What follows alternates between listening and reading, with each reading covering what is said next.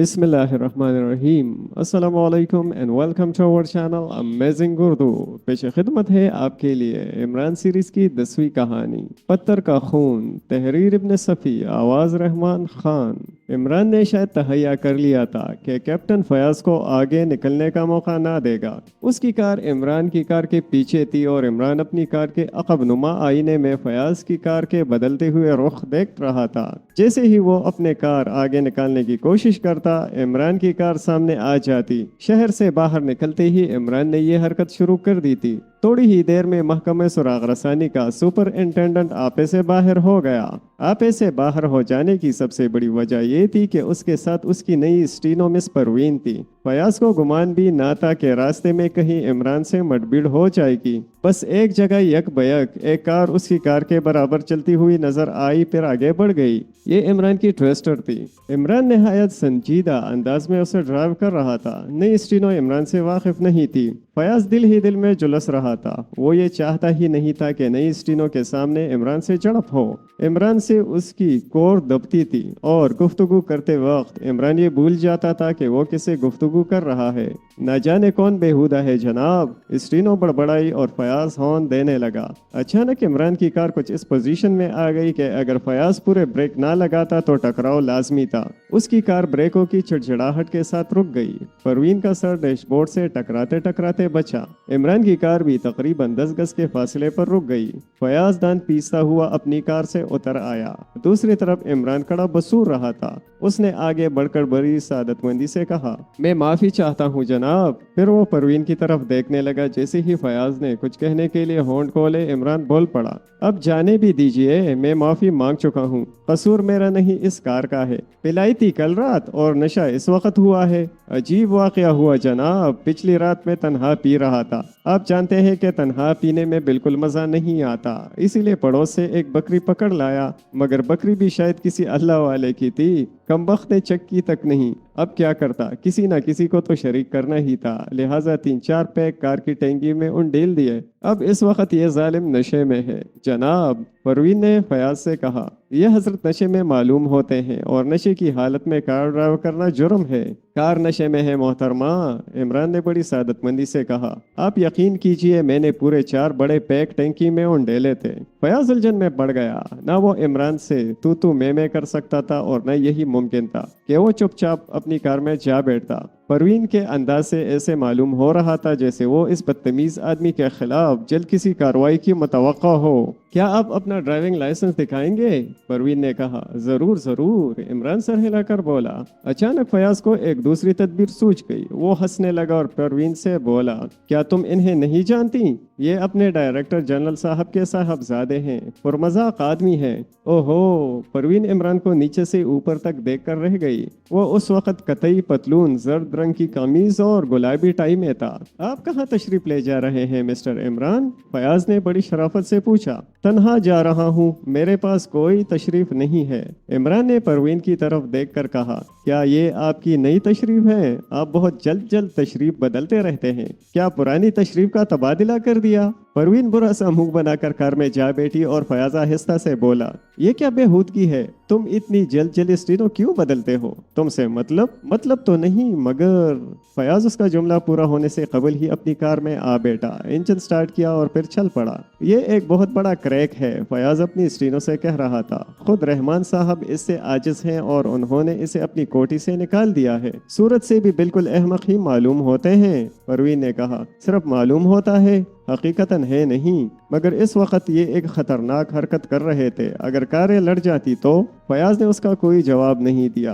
अब वो इमरान के मुतालिक गुफ्तगू खत्म कर देना चाहता था। इस वक्त शायद वो नशे ही में थे। परवीन ने कुछ देर बाद कहा, नहीं, वो शराब नहीं पीता। फयाज ने जवाब दिया। इतने में इमरान की कार फिर फयाज की कार से आगे निकल गई और अब फयाज की समझ में आया कि इमरान का मकसद क्या है। फयाज दरअसल एक वाक़े की तफ्तीश के सिलसिले में संगबार के इलाका की तरफ जा रहा था। संगबार के इलाके में एक हादसा हो गया था। हादसा भी ऐसा कि तफ्तीश के बगैर उसे हादसा भी करार नहीं दिया जा सकता था। संगबार के इलाके में एक सड़क निकालने के लिए चट्टानें बारूद से उड़ाई जा रही थीं। अचानक पत्थर के एक ढेर से खून बह निकला, ताज़ा ताज़ा खून, जिसे देखकर वहां काम करने वाले सब लोग घबरा गए। मैनेजर ने मजदूरों की गिनती कराई, आसपास के लोगों का मुआयना किया, खतरे के अलार्म देने वालों को चेक किया, लेकिन ना तो उन शोबों से ताल्लुक रखने वालों में कोई कम था और न किसी चौकी से यही इत्तला मिली है कि कोई अजनबी आदमी उधर आ निकला है। पत्थर के ढेर से खून की धारें फूटती रहीं।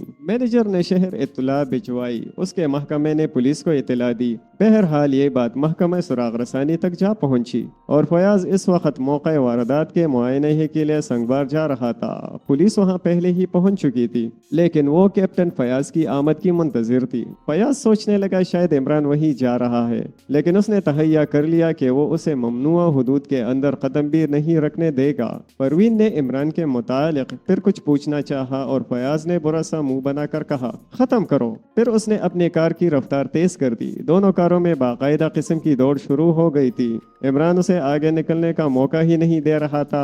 उस वक्त हकीकतन वो पागल ही मालूम हो रहा था। दोनों में से किसी एक की भी जरा सी गलती तबाही ला सकती थी। परवीन के चेहरे पर हवाइयां उड़ रही थी। तुम एक सरकारी काम में रखना अंदाजी कर रहे हो, फयाज चीख कर बोला। तुम्हारी हर चीज सरकारी है, परवाह ना करो। इमरान की दूर से आवाज आई, क्या ये आदमी पागल है? परवीन बड़बड़ाई, डायरेक्टर जनरल का लड़का होना कोई ऐसी बात नहीं, ये तो जहालत है। फयाज कुछ ना बोला, वो अंदर ही अंदर खोल रहा था। इस तरह वो आगे पीछे संगबार के इलाके में पहुंचे। यहाँ पुलिस पहले ही से मौजूद थी। फयाज कार से उतरकर अपनी स्टीनो समेत तार की बाड़ के अंदर चला गया। इस इतने हिस्से में जहाँ पत्थरों में खून पाया गया था, खारदार तारों से हदबंदी कर दी गई थी और दाखिले के रास्ते पर पहरा बिठा दिया गया था। दूर दूर तक ऊंची नीची पहाड़ियों के सिलसिले बिखरे हुए थे। चट्टानें खुश और बेआबो गया थी। फयाज ने इस हिस्से का जायजा लिया जहां से खून बहा था। यहाँ दूर तक उकड़ी हुई चट्टानों का सिलसिला था और ये बताना मुश्किल था कि खून ठीक उसी जगह से बहा है जहां उसके बड़े बड़े धब्बे नजर आ रहे थे या वो कहीं दूर से आया था। बहरहाल फयाज ने पहले तो मुख्तलिफ जावियों से मौके वारदात के फोटो लेने का हुक्म दिया। फिर उसी के हुक्म से दो बड़े बड़े क्रेनों के जरिए उकड़ी हुई चट्टानें उठाई जाने लगी। उसने खारदार तारों की हुदूद में दाखिल होने की कोशिश नहीं की। वो अपनी ट्विस्टर में बैठा एक किताब पढ़ता रहा। ये किताब बच्चों के परवरिश से मुतालिक थी और उसके सरवरक पे तहरीर था, दानिशमंद माओ के लिए एक तोहफा। उसने आंख उठाकर देखा तक नहीं कि खारदार तारों के अंदर क्या हो रहा है। दूसरी तरफ फयाज को भी हैरत थी कि आखिर इमरान ने अंदर आने की कोशिश क्यों नहीं की। वो उसकी सलाहियतों से बखूबी वाकिफ था, अच्छी तरह जानता था कि नामुमकिन को मुमकिन बना लेना इमरान के लिए मुश्किल काम नहीं। वो अंदर पहुंचने के लिए कोई ना कोई जवाब जरूर पैदा कर लेता।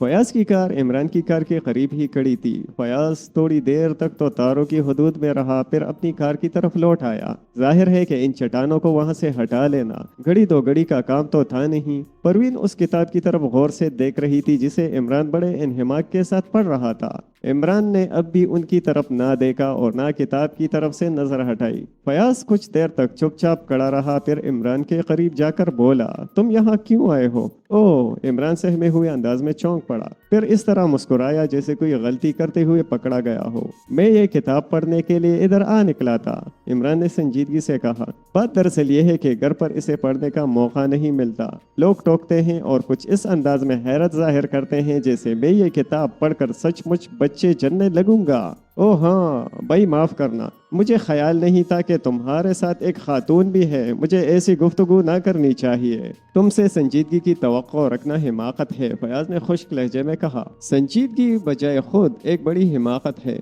तुम ख्वाह कितनी ही शिद्दत से संजीदा क्यों ना हो जाओ, जमीन और आसमान अपनी जगह पर ही रहेंगे। सुनो, फयाज हाथ हिलाकर बोला, अभी तक मैं रहमान साहब का ख्याल करता था, लेकिन अब उन्होंने भी कह दिया है कि तुम्हारे साथ किसी किस्म की रियायत ना की जाए। अफसोस, इमरान एक तवील सांस लेकर दर्दनाक लहजे में बोला, तब तो फिर मैं कवारा ही मर जाऊंगा। मेरे ख्याल से उस वक्त 1:30 बजा होगा। फयाज कुछ बोले बगैर फिर अपने कार की तरफ चला गया। ये काम जल्दी खत्म होने वाला नहीं मालूम होता। उसने परवीन से कहा, तो क्या यहाँ से वहां तक सारी चट्टानें हटाई जाएंगी? परवीन ने पूछा। कुछ नहीं कहा जा सकता, हो सकता है कि ये खून आखिरी सिरे से बहकर आया हो। फयाज बड़बड़ाया, चंद लम्हे खड़ा कुछ सोचता रहा और फिर खारदार तारों के अंदर चला गया। उसने परवीन को वहीं ठहरने का इशारा किया था और परवीन कार में जाकर बैठ गई। दफतन इमरान ने अपनी कार स्टार्ट की और उसे एक लंबा चक्कर देकर ठीक फयाज की कार की सीट में ले आया। रफ्तार खासी तेज थी। परवीन के हल्क से एक गुटी गुटी सी चीख निकली, लेकिन जब आंखें खुली तो मालूम हुआ कि इमरान की कार फयाज की कार से टकराई नहीं,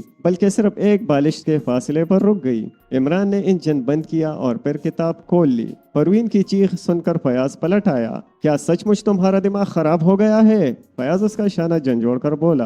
अफवाह है, इमरान ने लापरवाही से कहा। फयाज ने चिल्लाकर कुछ कहना चाहा, लेकिन दूसरे ही लम्हे में उसका मुंह एक झटके के साथ बंद हो गया। जुबान दांतों के दरमियान आकर जख्मी हो गई। इमरान का सर कार की छत से टकराया।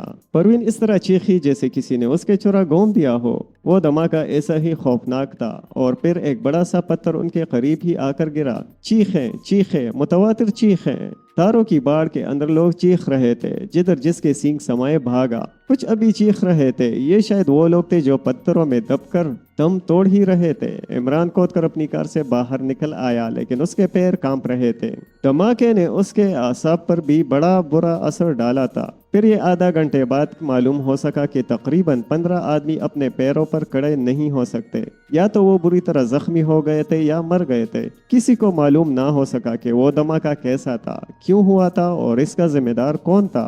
जख्मियों की हालत अबतर थी। पुलिस की रेडियो कार से हेडक्वार्टर को इतला दी गई, लेकिन बाज़ जख्मी ऐसे भी थे जिनके लिए एम्बुलेंस गाड़ी का इंतजार मौत ही का पैगाम होता। इसीलिए पुलिस की गाड़ी के साथ फयाज की कार भी काम में आ गई। इमरान की छोटी सी कार किसी मसरफ की ना थी, इसीलिए उसे छोड़ दिया गया। फयाज, इमरान और परवीन वहीं पर मौजूद रहे। जख्मी शहर बेच दिए गए और मुर्दे वहीं पड़े रहे। मैनेजर फयाज के करीब खड़ा हकला रहा था। न जाने क्या हुआ जनाब, आप यकीन कीजिए ये न मुमकिन है। फिर ये धमाका कैसा था? फयाज गरज कर बोला। महज तुम्हारी लापरवाही की वजह से इतनी जाने गईं। यकीनन तुम्हारे आदमी यही कहीं बारूद डालकर भूल गए हैं। ऐसा मुमकिन नहीं जनाब। जनाब, मेरी ही निगरानी में न जाने कितना काम हो चुका है। पहले कभी ये क्यों नहीं? खैर खैर, बहुत जल्द हकीकत वाज़ेह हो जाएगी। कोई ऐसा महकमा नहीं जहां मबथोरी ना हो रही हो। अब मैं आपको किस तरह यकीन दिलाऊं जनाब आली? ओवरसियर ने एक तवील सांस ली। खैर, जो कुछ मेरे मुकद्दर में है वो तो होकर ही रहेगा। इमरान ने इशारा किया कि वो वहां से हट जाए। तुम मेरी इजाजत के बगैर यहाँ से कहीं नहीं जाओगे, फयाज ने उससे कहा। बहुत बेहतर जनाब, ओवरसियर ने कहा और सर झुकाए एक तरफ हट गया। अब किसी में भी इतनी हिम्मत नहीं थी कि तारों की बाढ़ के अंदर कदम रख सकता। फयाज, इमरान उसके करीब पहुंचकर बोला, जहाँ धमाका हुआ है वो जगह शायद इन बेचारों के दायरा अमल से बाहर है। ये कैसे कहा जा सकता है? वो नक्शा मंगवाओ जिसके मुताबिक काम हो रहा है। हाँ ठीक है, फयाज पर बढ़ाया और ओवरसियर को इशारे से बुलाकर कहा, वो नक्शा लाओ जिसके मुताबिक काम हो रहा है। बहुत बेहतर जनाब, वो जाने के लिए मुड़ा। फयाज ने एक कांस्टेबल को उसके साथ जाने का इशारा किया। इमरान ने परवीन की तरफ देखा, जिसके चेहरे पर जर्दी थी मगर आंखों से किसी खास जज्बे का इजहार नहीं हो रहा था। मेरी गाड़ी में बैठ जाइए, इमरान ने उससे कहा, लेकिन वो बदस्तूर खड़ी रही। फिर फयाज के ईमा पर वो इमरान की ट्विस्टर में जा बैठी। ओवरसियर नक्शा लेकर गया। इमरान और फयाज बड़ी देर तक नक्शे पर झुके रहे। फिर इमरान सर हिलाकर बोला, नहीं फयाज साहब, ये धमाका इनके दायरे अमल से कतई बाहर हुआ है। वो चंद लम्हे इधर उधर नजर दौड़ाता रहा। फिर ओवरसियर से बोला, तुम्हारी आखिरी हुदूद सुर्ख झंडी है ना? जी हाँ वही है, मेरे साथ आओ। इमरान फयाज के शाने पर हाथ रखकर जमीन से उठता हुआ बोला। वो फयाज को साथ लेकर तार की बाड़ के अंदर दाखिल हो गया। यहाँ 5 लाशें इधर उधर पड़ी हुई थी। मरने वालों में 2 कांस्टेबल थे और 3 मजदूर। तुम यहाँ क्यों आए थे? फयाज ने पूछा। मुझे से आदमी के लिए ये सवाल कतई फजूल है। मैं भी देखना चाहता था कि ये खून कैसा है, मगर अब तो यहाँ खून ही खून है। फयाज कुछ ना बोला। वो इस जगह पहुंच गए जहाँ से क्रेनों ने कुछ चट्टानें हटाई थी। ये उधर देखो, इमरान बोला, खून यहाँ भी है। यकीनन ये कहीं दूर ही से आया है और ये धमाका ठीक इसी जगह हुआ है जहाँ उखड़ी हुई चट्टानों का सिलसिला खत्म हुआ था। तो फिर हाँ, मैं भी यही महसूस कर रहा हूँ, फयाज ने कुछ सोचते हुए कहा। फिलहाल मैं ये कहना चाहता हूँ कि ओवरसियर बेकसूर मालूम होता है। जाहिर है कि कल के बाद से अब तक यहाँ काम नहीं शुरू हुआ।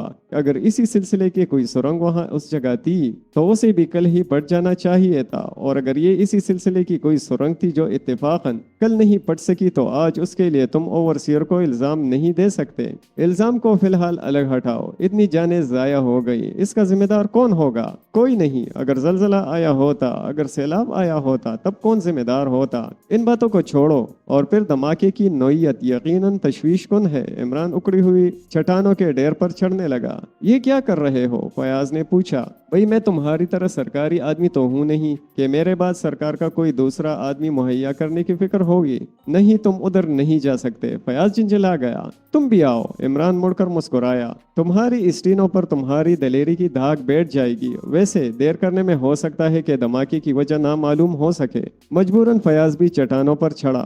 اس کا دل نہیں چاہتا تھا، مگر عمران نے لڑکی کا حوالہ دے کر اس پر طنز کیا تھا۔ وہ بمشکل تمام اس جگہ تک پہنچے جہاں دوسرا دھماکہ ہوا تھا۔ یہاں بھی اکڑی ہوئی چٹانوں کے ڈھیر تھے اور ان کے نیچے ڈھلان تھی۔ بہتیری چٹانیں لڑکتی ہوئی نیچے جا پڑی تھی۔ اچانک عمران چیخا، ادھر خون، وہ دیکھو! ڈھلان سے خون بہ بہ کر نیچے جا رہا تھا۔ چٹانوں کے نیچے سے کئی جگہ پتلی پتلی نالیاں سی پھوٹ نکلی تھی اور موٹی موٹی سرخ لکیریں متحرک نظر آ رہی تھیں۔ فیاض کے پیر بری طرح کانپنے لگے۔ عمران چٹانوں سے اتر کر ڈھلان کی طرف جانے لگا۔ یہ کیا کر رہے ہو؟ فیاض نے گھبراتے ہوئے لہجے میں کہا۔ تم بھی آؤ۔ عمران ٹہرے بغیر بولا۔ فیاض بھی ہمت کر کے نیچے اترنے لگا اور وہ اس جگہ پر پہنچ گئے جہاں سے خون کی دھاریں نکل رہی تھیں۔ اب تم کیا کہو گے؟ عمران نے فیاض کی طرف دیکھ کر کہا۔ فیاض نے اپنے خشک ہونٹوں پر زبان پھیری، لیکن کچھ کہنے کے بجائے عمران کی آنکھوں میں دیکھتا رہا۔ آج ادھر کون تھا؟ عمران نے کہا۔ پھر یہ خون کس کا ہے؟ کیسا ہے؟ عمران نے چٹانوں کے رخنوں سے جھانکنے کی کوشش کی، لیکن کچھ نہ دیکھ سکا۔ وہ دونوں کافی دیر تک ادھر ادھر سر مارتے رہے۔ پھر عمران واپسی کے لیے مڑا ہی تھا کہ اچانک فیاض نے اسے ایک طرف جھپٹتے دیکھا۔ یہ کوئی چمکدار چیز تھی جسے اٹھانے کے لیے عمران جھکا تھا۔ فیاض تیزی سے آگے بڑھا۔ وہ کسی دھات کی ایک چمکدار ٹکیا تھی جس کا کچھ حصہ ایک بڑے پتھر کے نیچے دبا ہوا تھا۔ عمران اسے نکالنے کی کوشش کرتا رہا، لیکن اسے کامیابی نہ ہوئی۔ آخر اس نے جیب سے قلم تراش چاقو نکال کر اس کے قرب و جوار کی مٹی کھودنی شروع کر دی۔ بدقت تمام وہ اسے نکالنے میں کامیاب ہوا۔ ٹکیا پالش کیے ہوئے فولاد کی تھی جس کا قطر 2 انچ ضرور رہا ہوگا۔ یہ ایک طرف سے سادہ تھی اور دوسری طرف ایک چھوٹے سے دائرے کے اندر طلوع ہوتے ہوئے سورج کا نقش تھا۔ یہ کیا ہے؟ فیاض نے کہا۔ کچھ بھی ہو، عمران سر ہلا کر بولا۔ یہ ایک وزنی دھات ہے، ہوا میں اڑ کر یہاں تک آنے سے رہی۔ کوئی نہ کوئی اسے لایا ہی ہوگا، اور اس کی حالت سے بھی یہ ظاہر نہیں ہوتا کہ یہ زیادہ دنوں تک پہاڑی پر رہی ہے۔ اس کی چمک دیکھو ذرا۔ کیا تم اس سے کسی نتیجے پر پہنچ رہے ہو؟ فیاض نے پوچھا۔ نہیں، مگر عمران سوچنے لگا، پھر تھوڑی دیر بعد بولا۔ جب تک کہ یہ ساری چٹانیں یہاں سے ہٹا نہ لی جائیں اس وقت تک کچھ نہیں کہا جا سکتا۔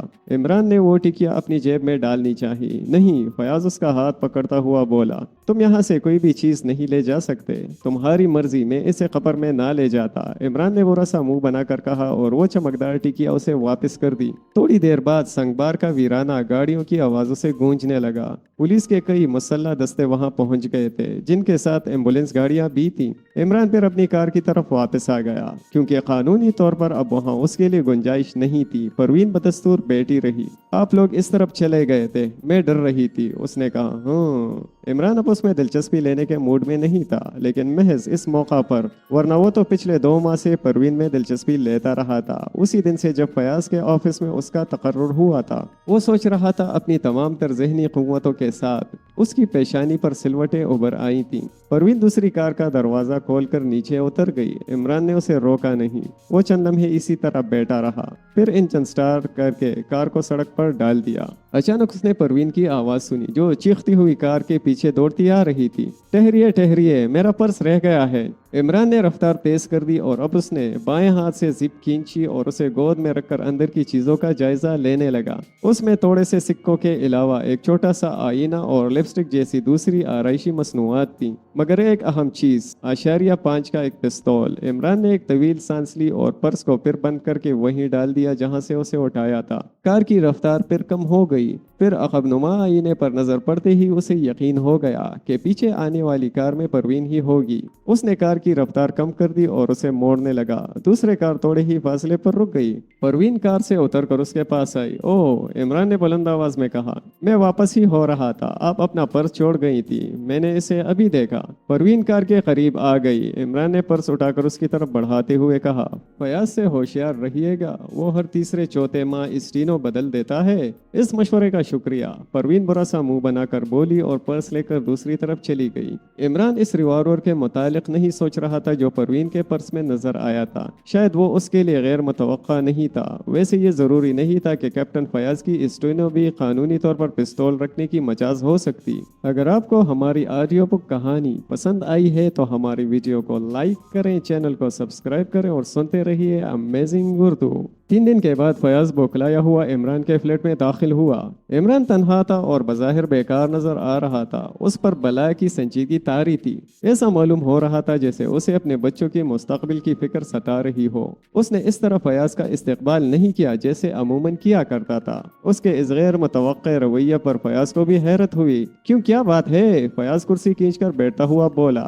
آج کچھ عجیب سے لگ رہے ہو۔ مجھے تمہارے مستقبل کی فکر ہے، عمران نے ٹھنڈی سانس لے کر کہا۔ میں تمہیں اس خون کے متعلق بتانے آیا ہوں۔ فیاض نے جیب سے سگریٹ کیس نکالا اور خاموش ہو کر اس میں سے ایک سگریٹ منتخب کرنے لگا۔ وہ خود کو پرسکون ظاہر کرنے کی کوشش کر رہا تھا، اگرچہ انتشار کے آثار اب بھی اس کے چہرے پر نمایاں تھے۔ تم سے زیادہ شاید میں اس کے متعلق جانتا ہوں، عمران نے خشک لہجے میں جواب دیا۔ کیا جانتے ہو؟ اتنا ہی جتنا پریس رپورٹر لے اڑے ہیں؟ نہیں، میں یہ بھی جانتا ہوں کہ ان اکڑی ہوئی چٹانوں کے نیچے سے برآمد ہونے والی لاشوں میں کچھ لاشیں ایسی بھی ہیں جن کی موجودگی محکمہ خارجہ کے لیے باعث تشویش ہو سکتی ہے۔ تم کیا جانو؟ فیاض اسے گھورنے لگا۔ تم شاید 3000 معاملات میں 4000 بار مجھ سے یہی سوال کر چکے ہو، عمران سر ہلا کر بولا۔ خیر بتاؤ، تم کیا بتانا چاہتے ہو؟ نہیں، پہلے تم بتاؤ کہ تمہیں اس کا علم کیوں کر ہوا؟ یہ بات چند خاص آدمیوں کے علاوہ اور کسی کو نہیں معلوم، فیاض نے اسے گورتے ہوئے کہا۔ کیا تم مجھے کوئی عام آدمی سمجھتے ہو؟ عمران بگڑ گیا۔ میں تمہیں آدمی ہی نہیں سمجھتا، فیاض نے پھیکی سی مسکراہٹ کے ساتھ کہا۔ خیر تم نہ بتاؤ، میں تمہیں بتاؤں گا۔ پتھروں کے نیچے سے 15 کچلی ہوئی لاشیں برآمد ہوئی ہیں۔ ان کے ہاتھوں میں ہتھکڑیاں اور پیروں میں بیڑیاں تھی، اور اکڑی ہوئی چٹانوں کی اندرونی ساخت کچھ اس قسم کی ہے جیسے وہ تراشی گئی ہوں۔ ہاں، ہو سکتا ہے۔ کیا ہو سکتا ہے؟ جو کچھ بھی ہو سکتا ہے، وہ تم سمجھتے ہو، دہرانے کی ضرورت نہیں۔ میں سمجھتا ہوں کہ پہاڑیوں کو اندر سے تراش کر کچھ کال کوٹڑیاں بنائی گئی تھی اور وہاں کچھ قیدی رکھے گئے تھے۔ اتنی موٹی عقل میں بھی رکھتا ہوں، عمران سر ہلا کر بولا۔ کیا اس میں بھی کوئی عجیب بات ہے جو تم مجھے بتانا چاہتے ہو؟ کیا یہ بذات خود عجیب نہیں ہے؟ میری نظر میں نہیں۔ کیا پہاڑوں کا اندر سے تراشا جانا کوئی حیرت انگیز چیز ہے؟ آج سے 2000 برس پہلے کے لوگ بھی اس فن سے واقف تھے، اور وہاں قیدیوں کا ہونا بھی حیرت انگیز نہیں ہے۔ کیا کسی کو قید کر کے کہیں بند کر دینا انسانی دسترس سے باہر ہے؟ تم کیا کہنا چاہتے ہو؟ فیاض کے لہجے میں اکتاہٹ ابھر آئی۔ میں تمہیں اس سلسلے کی سب سے زیادہ حیرت انگیز بات بتانا چاہتا ہوں، عمران فیاض کی آنکھوں میں دیکھتا ہوا بولا۔ محکمہ خارجہ کے جس آفیسر کی لاش آج وہاں سے برآمد ہوئی ہے، وہ کل 4 بجے شام تک اپنے آفس میں دیکھا گیا ہے۔ آج جو لاشیں برآمد ہوئی ہیں وہ کم از کم 3 دن پہلے کی ہیں۔ ان کی حالت یہی ظاہر کرتی ہے۔ تمہیں جیل میں ہونا چاہیے، فیاض نے سنجیدگی سے کہا، اور تمہیں پھانسی کے تختے پر۔ عمران کی سنجیدگی میں بھی کوئی فرق نہیں آیا۔ یہ بات جو تم نے مجھے بتائی ہے ایک سرکاری راز ہے، اور میں نے یہ راز کسی غیر سرکاری آدمی پر ظاہر نہیں کیا۔ فیاض کچھ سوچ کر خاموش ہو گیا۔ بہرحال، عمران ایک طویل سانس لے کر بولا، مجھے اب اس قسم کے کاموں سے کوئی دلچسپی نہیں رہ گئی۔ میں آج کل ادب کی خدمت کر رہا ہوں۔ مجھے معلوم ہے کہ آج کل تم کیا کر رہے ہو، فیاض نے برا سا منہ بنا کر کہا۔ اگر تمہیں ان معاملات سے کوئی دلچسپی نہیں ہے تو تم نے اتنی اہم معلومات کیسے حاصل کی؟ یہ ان معلومات کی نالائقی ہے کہ مجھ جیسے ناکارہ آدمی کے فلیٹ میں چلی آئیں۔ عمران مذاق چھوڑو، فیاض نے کہا، میں سنجیدگی سے اس مسئلے پر تمہارا مشورہ چاہتا ہوں۔ میرا مشورہ یہ ہے کہ تم فی الحال اپنی نئی اسٹینو سے ہوشیار رہو۔ پھر وہی بے تکی، تم آخر اس کے پیچھے کیوں پڑ گئے ہو؟ میں نے تمہیں آگاہ کر دیا، آئندہ تم جانو۔ اگر تم گفتگو نہ کرنا چاہتے ہو تو صاف صاف کہہ دو، میں چلا جاؤں گا یہاں سے۔ عمران کچھ نہ بولا، اس کے چہرے پر تشویش کے آثار تھے۔ کچھ دیر بعد اس نے کہا، وہ فولاد کی ٹکیا تو تمہارے پاس محفوظ ہی ہوگی۔ او وہ، فیاض کچھ سوچتا ہوا بولا، ہاں کیوں؟ میں اسے ایک بار دیکھنا چاہتا ہوں۔ کیوں؟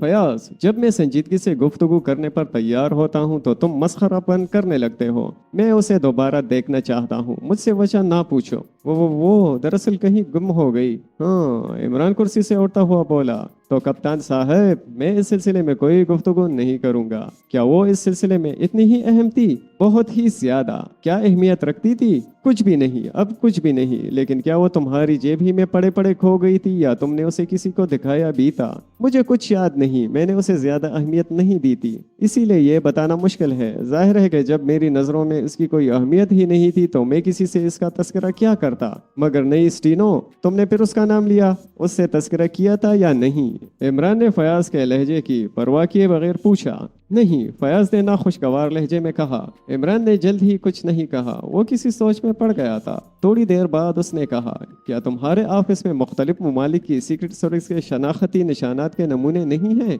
हैं, क्यों नहीं?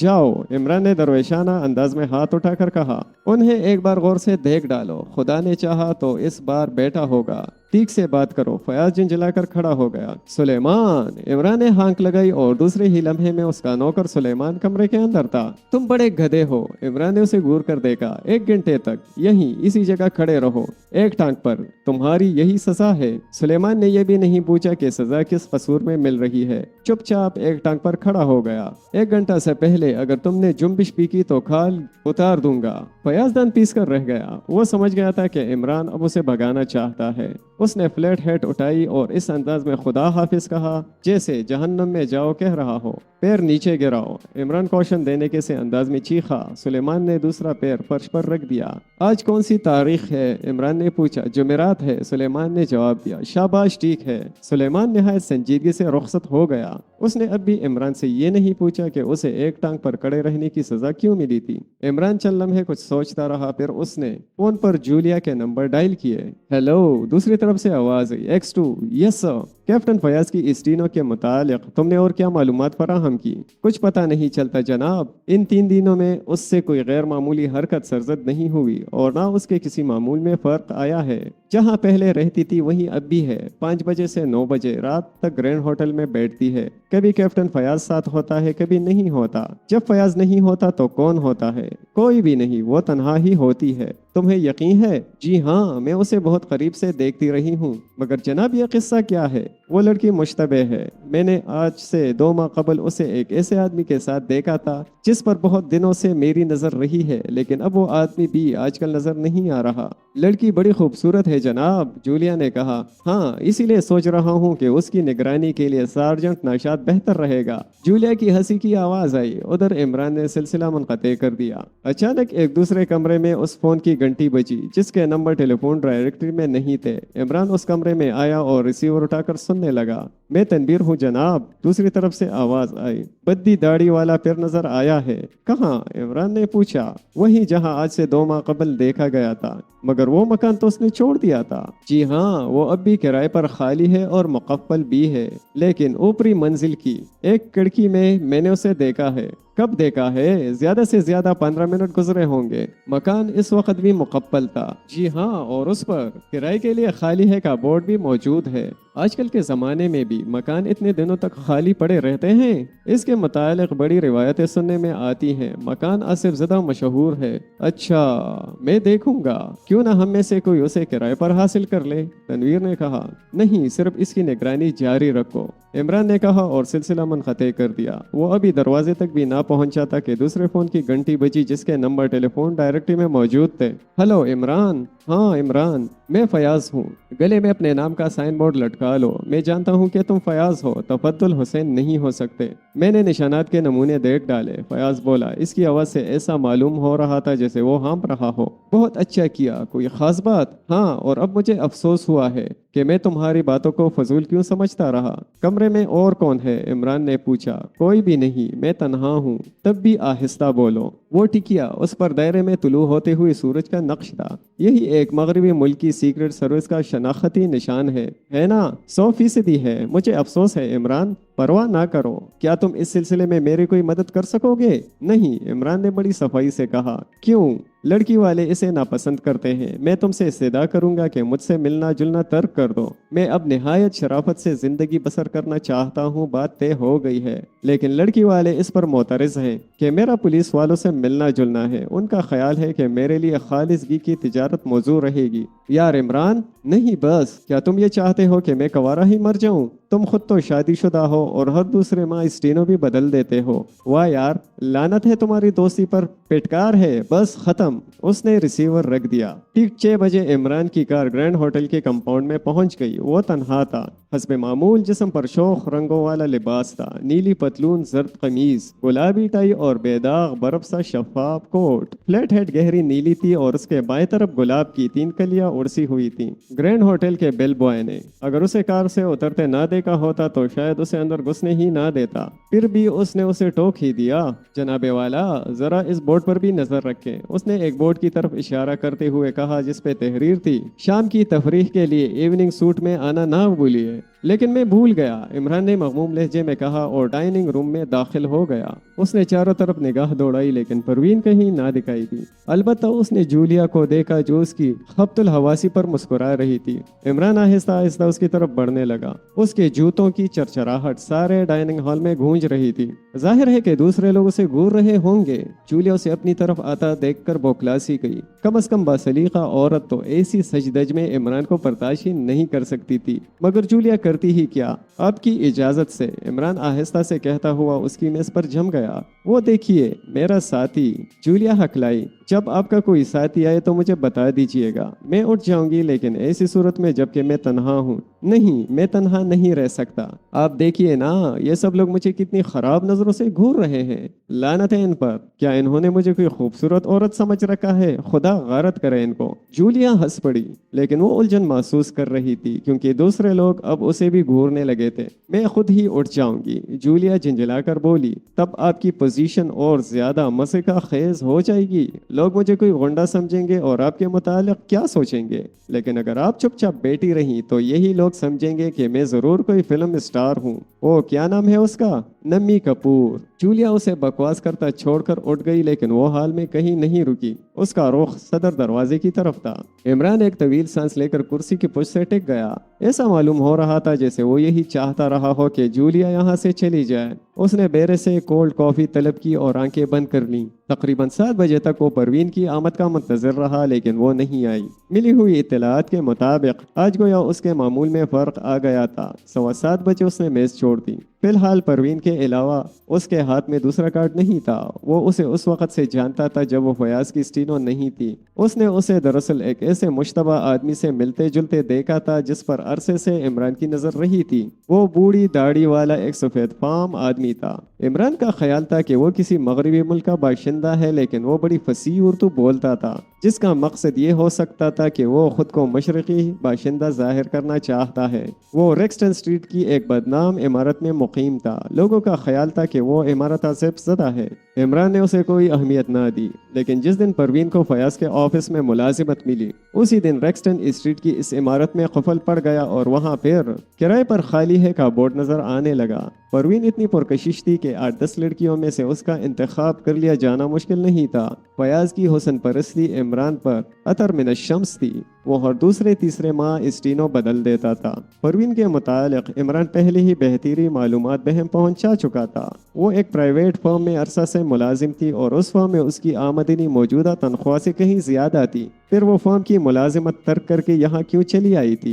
इमरान ग्रैंड होटल से निकलकर परवीन की क़ियामगाह की तरफ रवाना हो गया। ये हकीकत थी कि अब वो उसके सामने नहीं आना चाहता था, खुसूसन इस तरह के उसे किसी किस्म का शोबा हो जाए। वैसे वो उस पर नजर रखना जरूर चाहता था। उसने अभी तक इसके मुतालिक सारी मालूमात अपने मातहतों के जरिए फराहम की थी।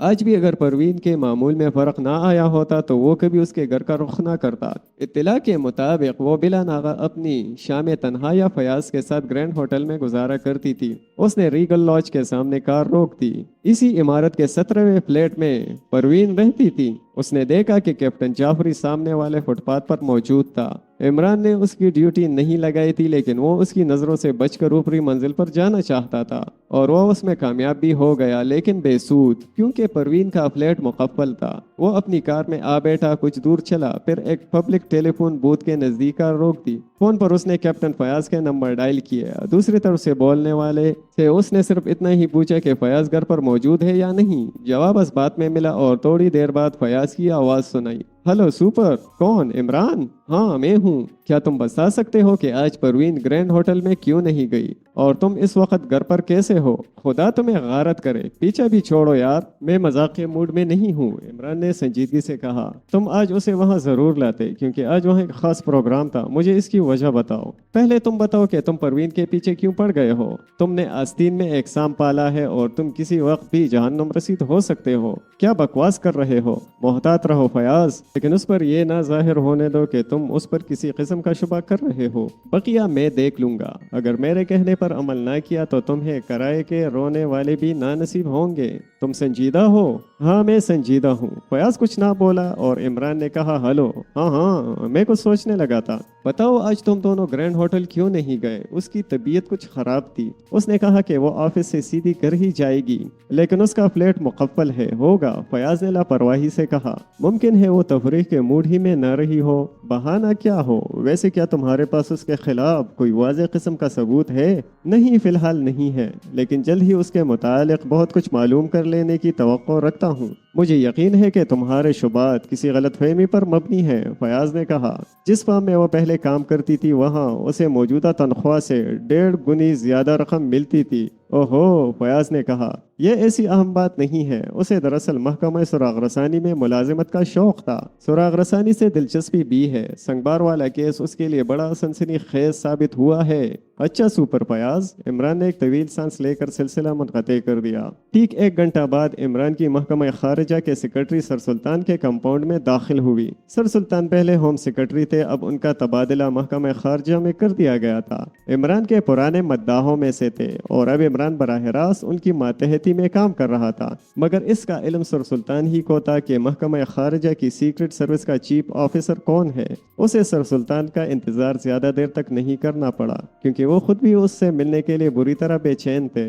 क्यों इमरान, तुम क्या कर रहे हो। उन्होंने मुस्तरबाना अंदाज में कहा, मेरे कुछ करने से पहले ही बहुत कुछ हो चुका है। इमरान ना खुशगवार लहजे में बड़बड़ाया, मैं नहीं समझा आखिर इसकी तशहीर क्यों की गई कि उन चट्टानों के नीचे से कर्नल जैदी की लाश बरामद हुई थी। तशहीर तो नहीं हुई, सिर्फ चंद आदमी जानते हैं, और उन चंद आदमियों में वो भी शामिल है जो लाश बरामद होने से 1 दिन पहले कर्नल जैदी का पार्ट अदा करता रहा है। ओहो, दुश्वारी तो ये थी कि यहाँ कोई उसे पहचानता न था। वो बराह रास्त फौजी हेडक्वार्टर से मेरे महकमे में आया था। फिर उसके लाश की शनाख्त कैसे हुई थी। इमरान ने पूछा, कल शाम तक जो कर्नल जैदी की जगह पर काम करता रहा है वो उसका हमशक्ल था। ये मेरी बदकिस्मती है कि मैं उस आदमी को नहीं देख सका। बहरहाल पत्थरों से बरामद होने वाली लाश मैंने देखी है। उसका चेहरा कुछ ऐसा ही था कि बहुत आसानी से कोई दूसरा उसका मेकअप कर सकता था, मगर वो दूसरी 14 लाशें, बड़ा मुश्किल काम है जनाब। इमरान ने तशवीशामेज लहजे में कहा, पता नहीं वो लोग कौन थे और उनकी गिरफ्तारी का क्या मकसद था। इमरान, सर सुल्तान उसकी आंखों में देखते हुए बोले, तुम जानते हो ये कितना अहम मामला है। मालूम नहीं वो आदमी कौन था जो तकरीबन 1.5 हफ्ते तक महकमा खारिजा की एक अहम जगह पर काम करता रहा। पता नहीं उसने हुकूमत के कितने राज मालूम किए होंगे। यकीनन अब आप देखिए कि उसके चार्ज में क्या क्या था। वैसे तो अभी तक उसके सुपुर्द कोई काम ही नहीं किया गया था। क्या यह महज इत्तेफाक ही था। कतई इत्तेफाक। अभी तक उस मुआहदे का मुसव्विदा ही मुकम्मल नहीं हो सका था जिस पर उसे काम करना था। मगर ये तो सोचो कि इतने दिनों तक वो ऑफिस में रहा। मैं सोच रहा हूँ जनाब, लेकिन इस मुआहदे की नौयत क्या थी। एक मुल्क से एक नीम फौजी मुआहदा, यकीनन ये बहुत अहम है। इमरान कुछ सोचता हुआ बोला, अब हमें उन 14 आदमियों के मुतालिक भी मालूमात फराहम करनी पड़ेंगी, मगर उनमें से सिर्फ 5 ही ऐसी लाशें मिली हैं जो काबिल शनाख्त कही जा सकती हैं। वो तो बुरी तरह कुचली गई हैं। कैप्टन फयाज बजाते खुद तफ्तीश कर रहा है। सर सुल्तान बोले, जी हाँ मुझे इल्म है। उसका क्या ख्याल है। मैंने उसका ख्याल मालूम करने की कोशिश नहीं की। मैं सिर्फ ये जानना चाहता हूँ कि तुम कुछ कर रहे हो कि नहीं। मैं गाफिल नहीं हूँ जनाब। इमरान बोला, अच्छा अब इजाजत दीजिए, मगर तुम्हारा रवैया तसल्ली बख्श नहीं है। सर सुल्तान ने उसकी आंखों में देखते हुए कहा, बड़े गैर यकीनी हालात है जनाब। इमरान ने सर कुचाकर कहा, मैं अभी तक कोई लायहा अमल मुरतब नहीं कर सका, लेकिन तवक्को है कि जल्द ही मैं इस सिलसिले में कुछ ना कुछ कर सकूंगा, और कुछ ना कर सका तो उसकी तमाम तर जिम्मेदारी आप पर होगी। क्यों, मुझ पर پر کیوں؟ سر سلطان نے حیرت سے کہا اور عمران کو گھورنے لگے۔ آپ ہمیشہ مجھے سنجیدگی اختیار کرنے کی تلقین کرتے ہیں، لیکن میں جب بھی سنجیدہ ہوتا ہوں بنے بنائے کام بگڑ جاتے ہیں۔ میں نے ان دنوں آپ کی نصیحت پر عمل کرنے کی کوشش کی تھی، یہی وجہ ہے کہ اب تک مجھ سے کچھ بھی نہ بن پڑا۔ بیکار باتیں نہ کرو، سر سلطان مسکرائے۔ ادھر قبلہ والد صاحب نے کیپٹن فیاض کو کھلی چھٹی دے رکھی ہے کہ جب بھی عمران گرفت میں آ جائے اس کے ساتھ کوئی مروت نہ برتی جائے۔ تم جیسا نالائق لڑکا آج تک میری نظروں سے نہیں گزرا۔ سر سلطان ہنس پڑے۔ چلیے آپ بھی فرما رہے ہیں، اب میرے لیے یہی رہ جاتا ہے کہ خودکشی کر لوں۔ عمران دروازے کی طرف مڑا۔ سر سلطان نے اسے روکا نہیں۔ اس کی کار ایک بار پھر یوں ہی بے مقصد شہر کی سڑکوں کے چکر لگا رہی تھی۔ فی الحال کسی خاص لائن پر کچھ کرنے کے لیے اس کے پاس مواد ہی نہیں تھا۔ ایک پبلک فون بوتھ کے سامنے اس نے کار روکی اور جولیانا فرز واٹر کے نمبر ڈائل کیے۔ یس سر، دوسری طرف سے آواز آئی۔ وہ اپنی چیف آفیسر کی بررائی ہوئی آواز بخوبی پہچانتی تھی۔ جعفری اور تنویر کی طرف سے کوئی اطلاع؟ جی ہاں، تنویر ہسپتال میں ہے۔ کیا مطلب؟ وہ ریکسن اسٹریٹ والے آصف زدہ مکان کے سامنے کڑے کڑے بے ہوش ہو کر گر گیا تھا اور اب وہ ہسپتال میں ہے۔ کیا چوٹ بھی آئی ہے؟ جی ہاں، گرنے کی وجہ سے پیشانی زخمی ہو گئی ہے۔ کیا تم اس سے ملی ہو؟ جی ہاں۔ بے ہوش کیسے ہوا تھا؟ اس کا اسے خود بھی علم نہیں۔ تو اب اس مکان کی نگرانی نہیں ہو رہی؟ جی نہیں، میں نے اس واقعے کے بعد کئی بار آپ کو رنگ کیا تھا لیکن آپ نہیں ملے۔ جعفری کی کیا رپورٹ ہے؟ آخر بار فون پر اس نے کہا تھا کہ پروین واپس نہیں آئی، فلیٹ بدستور مقفل ہے۔ اچھا، اب اگر اس کا فون آئے تو کہہ دینا کہ اس کی ڈیوٹی ختم ہو گئی۔ میں کچھ دیر بعد تمہیں فون کروں گا۔ ہاں، تم آج رات مجھے میری قیامگاہ پر نہ پا سکو گی۔ ڈیئر فرینڈز، اگر آپ کو ہماری آڈیو کہانی پسند آ رہی ہے تو ہمارے ویڈیو کو لائک کریں، چینل کو سبسکرائب کریں اور سنتے رہیے امیزنگ اردو۔ تھوڑی ہی دیر بعد عمران نے تنویر سے فون پر رابطہ قائم کیا۔ وہ ہسپتال سے کر واپس آ گیا تھا اور اس نے بتایا کہ وہ اپنی بے ہوشی کی وجہ نہ بتا سکے گا۔ اسے اس کا علم ہی نہیں کہ وہ کیسے بے ہوش ہو گیا۔ ویسے اسے ایک آدمی پر شبہ ضرور ہے جو کچھ دیر اس کے قریب رک کر سگریٹ پیتا رہا تھا۔ تنویر نے بتایا کہ سگریٹ کے دھوئیں کی بو کچھ عجیب قسم کی تھی جو طبیعت پر گرا گزری تھی۔ ہو سکتا ہے کہ بے ہوشی دھوئیں کا نتیجہ رہی ہو۔ اس آدمی کا حلیہ بتا سکو گے؟ عمران نے پوچھا۔ نہیں جناب، چونکہ میں نے اسے ایک راہگیر سے زیادہ اہمیت نہیں دی تھی، اسی لیے اس کا حلیہ یاد کر کے بتانا دشوار ہے۔ ہاں، تو اس کا مطلب یہ ہے کہ وہ دھواں بہت ہی سریع الاثر تھا، ورنہ اس کی عجیب سی بو کی وجہ سے تمہیں اس آدمی کا حلیہ ضرور یاد رہتا۔ تمہیں دراصل اتنی مہلت ہی نہ ملی ہوگی کہ تم اس کی شکل بغور دیکھ سکتے۔ جی ہاں جناب، یہی بات ہے۔ اچھا تنویر، اب تم آرام کرو۔ پیشانی کا زخم زیادہ گہرا تو نہیں؟ جی نہیں، معمولی سا ہے۔ عمران سلسلہ منقطع کر کے بوتھ سے باہر نکل آیا۔ اب اس کی کار ریکسٹن اسٹریٹ کی طرف ہی جا رہی تھی جہاں وہ آصف زدہ مکان واقع تھا۔ کار ایک گلی میں کھڑی کر کے اس نے وقت دیکھا۔ 11 بج رہے تھے۔ اب وہ ریکسٹن اسٹریٹ کی طرف پیدل چل پڑا۔ شہر کے اس حصے کی رونق بہت کم ہو گئی تھی، زیادہ تر دکانیں بند ہو گئی تھیں۔ کہیں کہیں ایک آدھ کیفے یا ریسٹورانٹ اب بھی بڑے پڑے نظر آ رہے تھے۔ عمران جوزف روڈ اور وکٹوریا روڈ کے چوراہے پر ایک بار پھر رکا، چند لمحے کچھ سوچتا رہا، پھر آگے بڑھ گیا۔ غالباً وہ وکٹوریا روڈ کا چکر لگا کر ریکسٹن اسٹریٹ میں داخل ہونا چاہتا تھا۔ آصف زدہ عمارت کے قریب پہنچ کر وہ آہستہ آہستہ چلنے لگا۔ ریکسٹن اسٹریٹ سنسان پڑی تھی، ایسا معلوم ہو رہا تھا جیسے رات آدھی سے زیادہ گزر گئی ہو۔ وہاں کے سناٹے کا عالم دیکھ کر عمران کو فی الفور اپنا پروگرام کینسل کرنا پڑا۔ وہ سوچ کر آیا تھا کہ کسی نہ کسی طرح عمارت میں داخل ہونے کی کوشش کرے گا، مگر اب یہاں کی حالت دیکھ کر یہ چیز قریب قریب ناممکن معلوم ہونے لگی تھی۔ سب سے پہلا سوال یہ تھا کہ تنویر یہاں بے ہوش کیوں ہوا تھا؟ اس کی بے ہوشی اتفاقیہ بھی نہیں کہی جا سکتی تھی،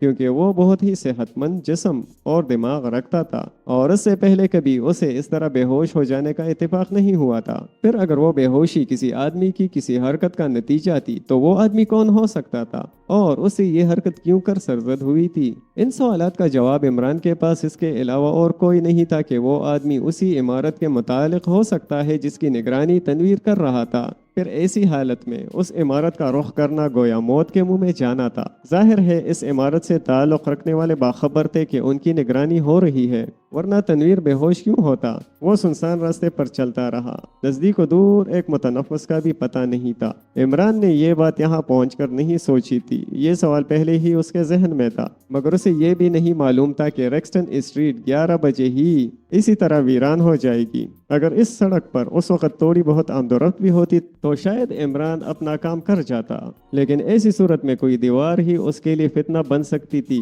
کوئی کڑکی ہی موت کا پیغام لا سکتی تھی۔ وہ چپ چاپ ریکسٹن اسٹریٹ سے گزر گیا، پھر کار تک دوبارہ پہنچنے کے لیے اسے ایک لمبا چکر کاٹنا پڑا۔ کار اسٹارٹ کرتے وقت وہ بالکل خالی الذہن تھا، لیکن جیسے ہی کار آگے بڑھی عمرانیت جاگ اٹھی، اور عمرانیت جب بھی جاگتی تھی کچھ نہ کچھ ہو کر رہتا تھا۔ عمران اسے عمرانیت کہتا تھا۔ عمرانیت کا مطلب تھا عمران کا مخصوص انداز فکر و عمل نہیں، بلکہ صرف عمل۔ فکر کا دخل کہاں عمرانیت میں، یعنی سمجھے بوجھے بغیر کوئی حرکت کر بیٹھنا اور پھر اس کے نتائج سے اپنے لیے راستہ بنانا۔ عمران نے بڑی تیز رفتاری سے اپنے فلیٹ تک کا راستہ طے کیا۔ ٹھیک 11:15 بجے وہ اپنے چہرے کی مرمت کر رہا تھا۔ 12:20 پر جب اس نے آئینے پر الوداعی نظر ڈالی تو عمران کے بجائے شیطان نظر آ رہا تھا۔ داڑھی بے تحاشا بڑی ہوئی، سر کے بال کسی بے مرمت جاڑی کا منظر پیش کر رہے تھے، آنکھیں انگاروں کی طرح دہکتی ہوئی، جسم پر قیدیوں کا سا لباس، چارخانے کا کرتا، مختصر سا جانگیا اور سر پر گول ٹوپی۔ وہ جیل سے بھاگا ہوا قیدی معلوم ہو رہا تھا۔ فلیٹ سے باہر نکلتے وقت اس نے ٹوپی اتار لی اور اپنے جسم پر ایک چادر اس طرح ڈالی کہ قیدیوں والا لباس اس میں چھپ گیا تھا۔ اس کے پیروں میں جوتے نہیں تھے، مگر پیروں کی حالت سے یہ نہیں ظاہر ہو رہا تھا کہ اس نے اپنی زندگی میں کبھی جوتا بھی پہنا ہو۔ وہ کسی مزدور کے پیر معلوم ہوتے تھے۔ ریگل لاج یہاں سے کافی دور تھی، لیکن عمران نے یہ مسافت پیدل ہی طے کی۔ پوری عمارت تاریک پڑی تھی۔ وہ پروین کے فلیٹ کے سامنے رک گیا۔ غالباً اب وہ واپس آ گئی تھی کیونکہ دروازے میں قفل نہیں تھا۔ عمران نے پہلے ہی ٹٹول کر دیکھ لیا تھا۔ دوسرے ہی لمحے میں اس نے دروازے کے ایک شیشے پر ہاتھ مارا۔ جھناکے کی آواز آئی، شیشے کے ٹکڑے دوسری طرف کمرے میں جا گرے۔ عمران نے اندر ہاتھ ڈال کر چٹخنی نیچے گرا دی اور دروازہ کھل گیا۔ یہ بھی اتفاق ہی تھا کہ نیچے کی چٹخنی نہیں گرائی گئی تھی، ورنہ عمران کے فرشتے بھی اتنے آسانی سے دروازہ نہ کھول سکتے۔ اندر گھس کر اس نے دروازہ پھر بند کر لیا، لیکن اسی وقت دوسرے کمرے کے روشن دان کے شیشے روشن ہو گئے۔ عمران اس کمرے کے بند دروازے کی طرف جھپٹا اور دیوار سے لگ کر کھڑا ہو گیا۔ دوسرے لمحے میں دروازہ کھلا اور پروین شب خوابی کے لباس میں نظر آئی، لیکن اس کے ہاتھ میں پستول تھا۔ عمران چپ چاپ دیوار سے چپکا کھڑا رہا، وہ اندھیرے میں تھا۔ جیسے ہی پروین نے دروازے سے باہر قدم نکالا، عمران نے پستول پر ہاتھ ڈال دیا۔ خبردار، اس نے بررائی ہوئی آواز میں کہا، آواز نہ نکلے ورنہ گلا گونڈ دوں گا۔ پستول کی نال پروین کی کنپٹی پر تھی اور وہ حیرت سے آنکھیں پھاڑے عمران کو گھور رہی تھی، مگر ان آنکھوں میں خوف کا شائبہ تک نہ تھا۔ پہلے تم مر جاؤ گی، اس کے بعد وہ مجھے پا سکیں گے، عمران نے آہستہ سے کہا۔ کون؟ پروین کی تیز قسم کی سرگوشی کمرے میں گونجی۔ پولیس میرے تعاقب میں ہے۔ اوہو، پروین نے لاپرواہی سے کہا، تو تم میرے لیے مصیبت بنو گے؟ میں اس وقت یہاں تک ٹھہروں گا جب تک کہ وہ یہاں سے چلے نہ جائے۔ ہاں، پروین اس کی آنکھوں میں دیکھتی ہوئی بولی، تم اس وقت تک یہاں ٹھہر سکتے ہو، اندر چلو۔ عمران نے پستول اس کی کنپٹی پر سے ہٹا لیا۔ وہ بڑی لاپرواہی سے چلتی ہوئی اپنے بستر پر جا بیٹھی اور ایک کرسی کی طرف اشارہ کر کے کہا، بیٹھ جاؤ۔ عمران ریوالور کا رخ اس کی طرف کیے ہوئے بیٹھ گیا۔ ریوالور مجھے واپس کر دو۔ نہیں، عمران غرایا، فضول ہے، اگر میں شور بھی مچاؤں تو تم مجھے گولی نہیں مارو گے، مچا کر تو دیکھو، ہو سکتا ہے کہ تم بہت ہی چالاک ہو۔ پروین مسکرائی، لیکن میک اپ کے معاملے میں کچے ہو۔ عمران بوکھلا گیا، لیکن بوکھلاہٹ چہرے سے ظاہر نہیں ہونے دی۔ میں یہ بھی جانتی ہوں۔ پروین چند لمحے خاموش رہ کر آہستہ سے بولی، تم کیوں میرے پیچھے پڑ گئے ہو؟ جانتی ہو نا؟ ہاں ہاں، عمران نے احمقوں کی طرح قہقہا لگایا۔ تم نے اس دن میرے پرس میں پستول دیکھا تھا، مجھے یقین ہے کہ یہی بات ہے۔ بہرحال تم یہ معلوم کرنا چاہتے ہو کہ میں بغیر لائسنس کا پستول لیے کیوں پھرتی ہوں؟ قدرتی بات ہے، عمران مسکرایا، لیکن تمہیں یہ معلوم کر کے مایوسی ہوگی کہ میرے پاس اس پستول کا لائسنس ہے۔ ضرور ہوگا، عمران نے اس کی بات تسلیم کر لی۔ پھر تم یہاں اس بیس میں کیوں آئے ہو؟ محض یہ معلوم کرنے کے لیے کہ تم کتنی حسین ہو۔ بس اب جاؤ، پروین دروازے کی طرف اشارہ کر کے بولی، ورنہ میں بہت بری طرح پیش آؤں گی۔ واہ واہ، کیا بات کہی ہے، گویا میں نے اتنی محنت اس طرح واپس چلے جانے کے لیے کی ہے۔ پروین کچھ نہ بولی۔ تھوڑی دیر بعد اس نے کہا، تم حقیقتاً کیا چاہتے ہو؟ حقیقتاً میں تمہیں بری طرح چاہتا ہوں، عمران نے ٹھنڈی سانس لے کر کہا۔ وہ کیا کہتے ہیں اسے، کیا نام ہے؟ جب تک تم جواب کا محبت کا جواب जवाब बजरिए जवाबी पोस्ट कार्ड। अरे लाहौल, फिर गलत हो गया। मुझे बेवकूफ़ बनाने की कोशिश ना करो, परवीन ने खुश्क लहजे में कहा। फयाज साहब मुझे तुम्हारे मुतालिक सब कुछ बता चुके हैं। तुम बेवकूफ़ बनकर दूसरों को बेवकूफ़ बनाने की कोशिश करते हो। इमरान ने दिल ही दिल में फयाज को 2-4 गालियां देकर उन्हें 100 से ज़रब दे दी। तकरीबन 400 गालियों का सवाब फयाज की रूह को बख्श कर उसने परवीन से कहा, अगर तुम मेरी स्टेनो होती तो मैं सारी दुनिया को शॉर्ट हैंड में तब्दील कर देता, मगर ये तुम्हारी तकदीर की खराबी है कि तुम फयाज जैसे कोड़ मगज के हिस्से में आई हो। अब मैं अनकरीब एक मुलाजिम भी रखूंगी। क्यों? इमरान ने लहकर पूछा। ताकि तुम जैसे शरीफ आदमियों को बाहर जाने का रास्ता मालूम होने में कोई दुश्वारी ना पेश आए। क्या तुम मुझे इस पिस्तौल का लाइसेंस दिखा सकती हो? इमरान ने कहा। नहीं, परवीन ने सख्त लहजे में कहा, लेकिन तुम इसकी इत्तला पुलिस को शौक से दे सकते हो। घर से यहाँ तक पैदल आया हूँ, इमरान ने मगमूम लहजे में कहा। आज शायद उसके सितारे ही खराब थे, सुबह से अब तक कोई काम नहीं बना था। वैसे उसे इस बात का अंदाज़ा ज़रूर हो गया था कि परवीन तवक्कुआत से बढ़कर ज़हीन और चालाक है, लेकिन वो इस वाक़े का सबब अपने पिस्तौल को समझती है। इमरान खामोशी से उसे देखता रहा। परवीन भी खामोश थी, शायद वो कुछ सोच रही थी। थोड़ी देर बाद उसने कहा, अच्छा, अगर ये पिस्तौल मैंने गैर कानूनी तौर पर रख छोड़ा है तो तुम मेरा क्या करोगे? कभी तुम्हारी तरफ रुख भी ना करूंगा। इमरान अपने दोनों कान पकड़कर बोला। क्यों? जो औरतें बगैर लाइसेंस का रिवॉल्वर रखती हों, भला वो क्या जाने कि तीर नज़र और दर्द जिगर क्या चीज़ है? बकवास मत करो। परवीन शर्मीले अंदाज में मुस्कुराई। बस मैं आखिरी बार कह रहा हूँ कि मुझे इस रिवॉल्वर के बारे में मुतमईन कर लो। परवीन थोड़ी देर तक कुछ सोचती रही, फिर उठी, एक सूटकेस खोला, चंद लम्हे कपड़ों की तह उलटती रही, फिर एक लिफाफा निकालकर इमरान के करीब आई। ये रहा लाइसेंस, उसने कहा। मेरे बाप को पहली जंग अजीम में बेहतरीन फौजी खिदमात के सिले में चंद मराआत मिली थी। उनमें से पिस्तौल का लाइसेंस भी है, जो नस्लन बाद नस्लन एक दूसरे की तरफ मुंतकिल हो भी सकता है। इमरान ने लिफाफा उसके हाथ से लेकर लाइसेंस निकाला, उसे गौर से देखता रहा, फिर वापस करता हुआ बोला, मुझे यकीन आ गया। फिर? परवीन ने सवालिया नजरों से उसकी तरफ देखा। फिर क्या बताऊं? इमरान ने सर झुका लिया। मैंने तुम्हारे पर्स में रिवॉल्वर देखकर तुम्हारे मुतालिक गलत अंदाजा लगाया था। अब क्या ख्याल है? मुझे अफसोस है, लेकिन तुम्हें मेरी इतनी फिक्र क्यों पड़ी हुई थी और इस वक्त इस बहस में आने की क्या जरूरत थी? इस जुमले में 2 सवाल थे। इमरान कुछ सोचता हुआ बोला, पहले सवाल का जवाब यह है कि मुझे तुम पर रहम आता है, और दूसरे सवाल का जवाब यह है कि मैं तुम्हारी हकीकत मालूम करना चाहता हूँ। मैं इस पूरे जुमले का मतलब नहीं समझी, परवीन ने उसकी आंखों में देखते हुए कहा। मुझे तुम पर इसीलिए रहम आता है कि तुम फयाज से वाकिफ नहीं। 2-3 माह बाद वो तुम्हें भी रुखसत कर देगा, यानी कहीं और तबादला हो जाएगा। परवीन ने कहा, क्या हर्ज है? मैं सरकारी मुलाजिमत चाहती थी, लेकिन तनख्वाह उतनी नहीं मिलेगी जितनी फयाज की मातहती में मिल रही है। क्यों नहीं? ये जरूरी नहीं, कतई जरूरी है। यही तो तुम नहीं समझ सकती। फिलहाल तुम्हें जो ज्यादा अलाउंस मिल रहे हैं उनका तस्करा सरकारी कागजात पर नहीं मिलेगा। वो सब कुछ फयाज अपनी जेब से अदा करता है। नहीं, परवीन के लहजे में हैरत थी, मगर इमरान ने अंदाजा कर लिया कि वो हैरत हकीकी नहीं बल्कि मसनूई है। 2-4 माह तक तुम्हें रखेगा, फिर किसी दूसरे शोबे में झोंक देगा और तुम वहां से उकताकर भाग निकलोगी। लेकिन तुम्हें पिछली स्टीनो से हमदर्दी क्यों नहीं थी? तुम क्या जानो कि नहीं थी? अरे मैंने उसके साथ भी अपना बहुत सा कीमती वक्त बर्बाद किया था, मगर इत्तेफाक से वो भी तुम्हारी तरह जिद्दी और ना समझती। परवीन कुछ सोचने लगी और आहिस्ता आहिस्ता उसका चेहरा सुर्ख होता जा रहा था। फिर शदीद तरीन गुस्से की सारी अलामतें उसके चेहरे पर नजर आने लगी और उसने दांत पीस कर कहा, अगर ये हकीकत है तो मैं मजा चखा दूंगी फयाज साहब को। तुम उसका क्या कर लोगी? इमरान हंस पड़ा। उसका जवाब तो वक्त ही देगा। वो कोई और रही होगी जो चुपचाप ज़िबा हो गई। मेरे साथ इस किस्म की हरकतें करके फयाज साहब खसारे में रहेंगे। तुम कुछ ना कर सकोगी, वो बहुत बड़ा आदमी है। खैर, तुम मुझे ख्वामख्वा गुस्सा ना दिलाओ, तुम देख लोगे कि मैं क्या कर सकती हूँ। सब्र करने के अलावा और कुछ ना कर सकोगी। खैर, इस मसले पर बहस करना नहीं चाहता। एक दिन तुम खुद ही महसूस करोगी कि मैं गलती पर नहीं था। तुम बेस बदल कर क्यों आए थे? हाँ, इस मसले पर 3 घंटे तकरीर कर सकता हूँ, इमरान ने संजीदगी से कहा। सबसे पहले तुम अपने मुतालिक कुछ सुनो। मैंने तुम्हें पहले पहल देखा और न जाने क्या, यानी कि वो हो गया। बात दरअसल ये है कि इमरान ने शर्मा कर सर झुका लिया, फिर अपने मुंह पर थप्पड़ मारता हुआ बोला, बकवास। Imran please shut up. हाँ, तो जब मालूम ये हुआ कि तुम अपनी पहली मुलाजिमत में यहाँ से ज्यादा पैसे कमाती थी तो मुझे बड़ी हैरत हुई। मैं समझा शायद तुम्हें फयाज से वो हो गई है। क्या कहते हैं, यानी कि लाहौल? हाँ। फिर मैंने तुम्हारे पर्स में पिस्तौल देखा और मेरी खलिश बढ़ गई। मेरा ख्याल था कि तुम किसी जराइम पेशा गिरोह से ताल्लुक़ रखती हो और फयाज की मातहती में काम करना किसी खास गर्ज पर मबनी है, मगर मैं बिल्कुल बुद्धू निकला। हाँ हाँ, क्या ख्याल है? परवीन काफी देर तक उसे खामोशी से देखती रही, फिर बोली, फर्ज करो मैं किसी जराइम पेशा गिरोह से ताल्लुक़ रखती हूँ, तो तुम क्या करते?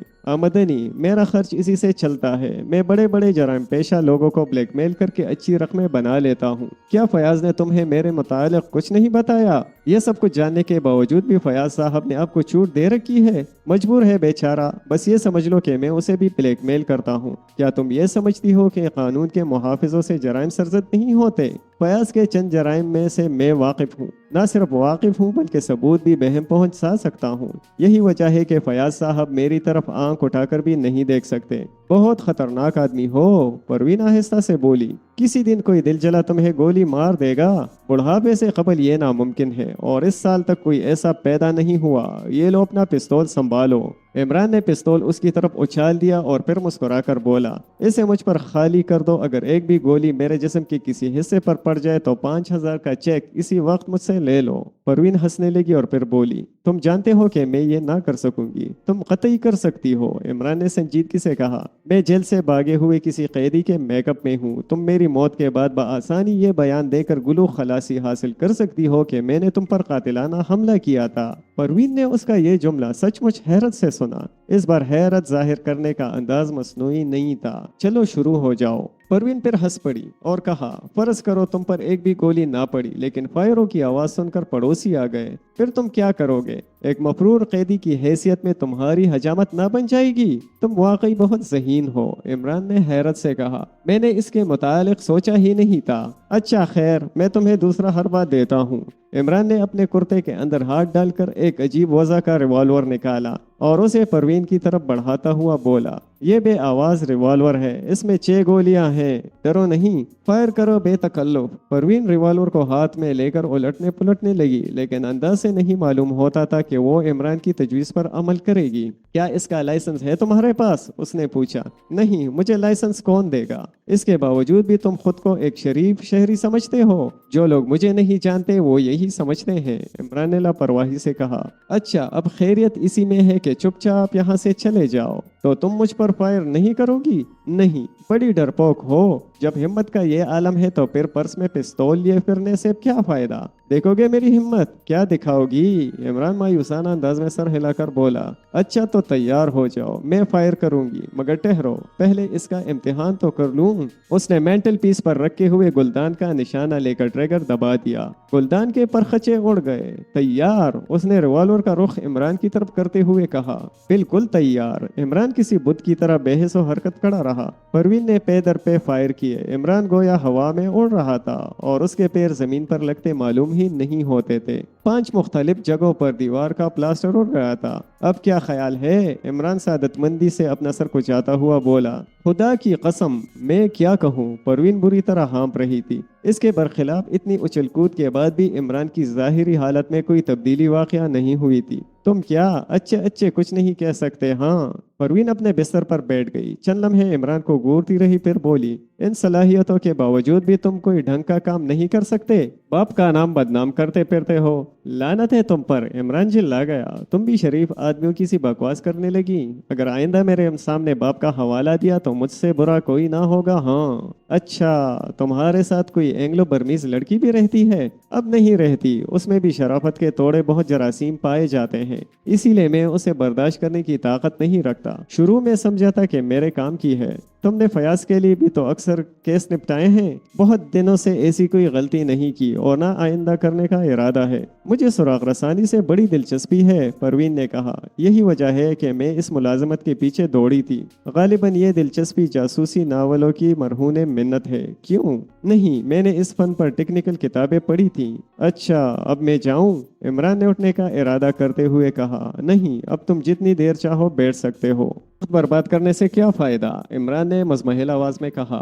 मैं जिस काम के लिए आया था वो नहीं हो सका। मैं समझा था कि तुम अपने मतलब की हो, लेकिन तुम भी शरीफ ही निकली। फर्ज करो कि मैं शरीफ नहीं तो फिर? नहीं फर्ज करूंगा। इतनी देर तक फर्ज करते रहने से मुझे क्या फायदा पहुंचा है? बैठो बैठो, क्या तुम मुझे ये फन सिखा दोगे? कौन सा फन? यही गोलियों से इस तरह बचना। परवीन बोली, मैंने इसके मुतालिक सिर्फ सुना था। कहाँ सुना था? ये फन आम नहीं है। एक बैनुल-अक़वामी मुजरिम सिंह ही इसका माहिर था। बस तो यकीन करो कि सिंह ही के बाद इमरान ही रह जाता है। तीसरा कोई शायद ही निकले। ये फन मैंने उसी दोगले चीनी से सीखा था। कब? कहाँ? लंदन में। वहाँ मेरी मडबीड़ एक मशहूर कातिल और डाकू मैक्लारन से हो गई थी। सिंह ही भी इन्हीं दिनों लंदन में मुकीम था। मैंने सिंघी और मैक्लारन को आपस में लड़ाकर अपना उल्लू सीधा कर लिया।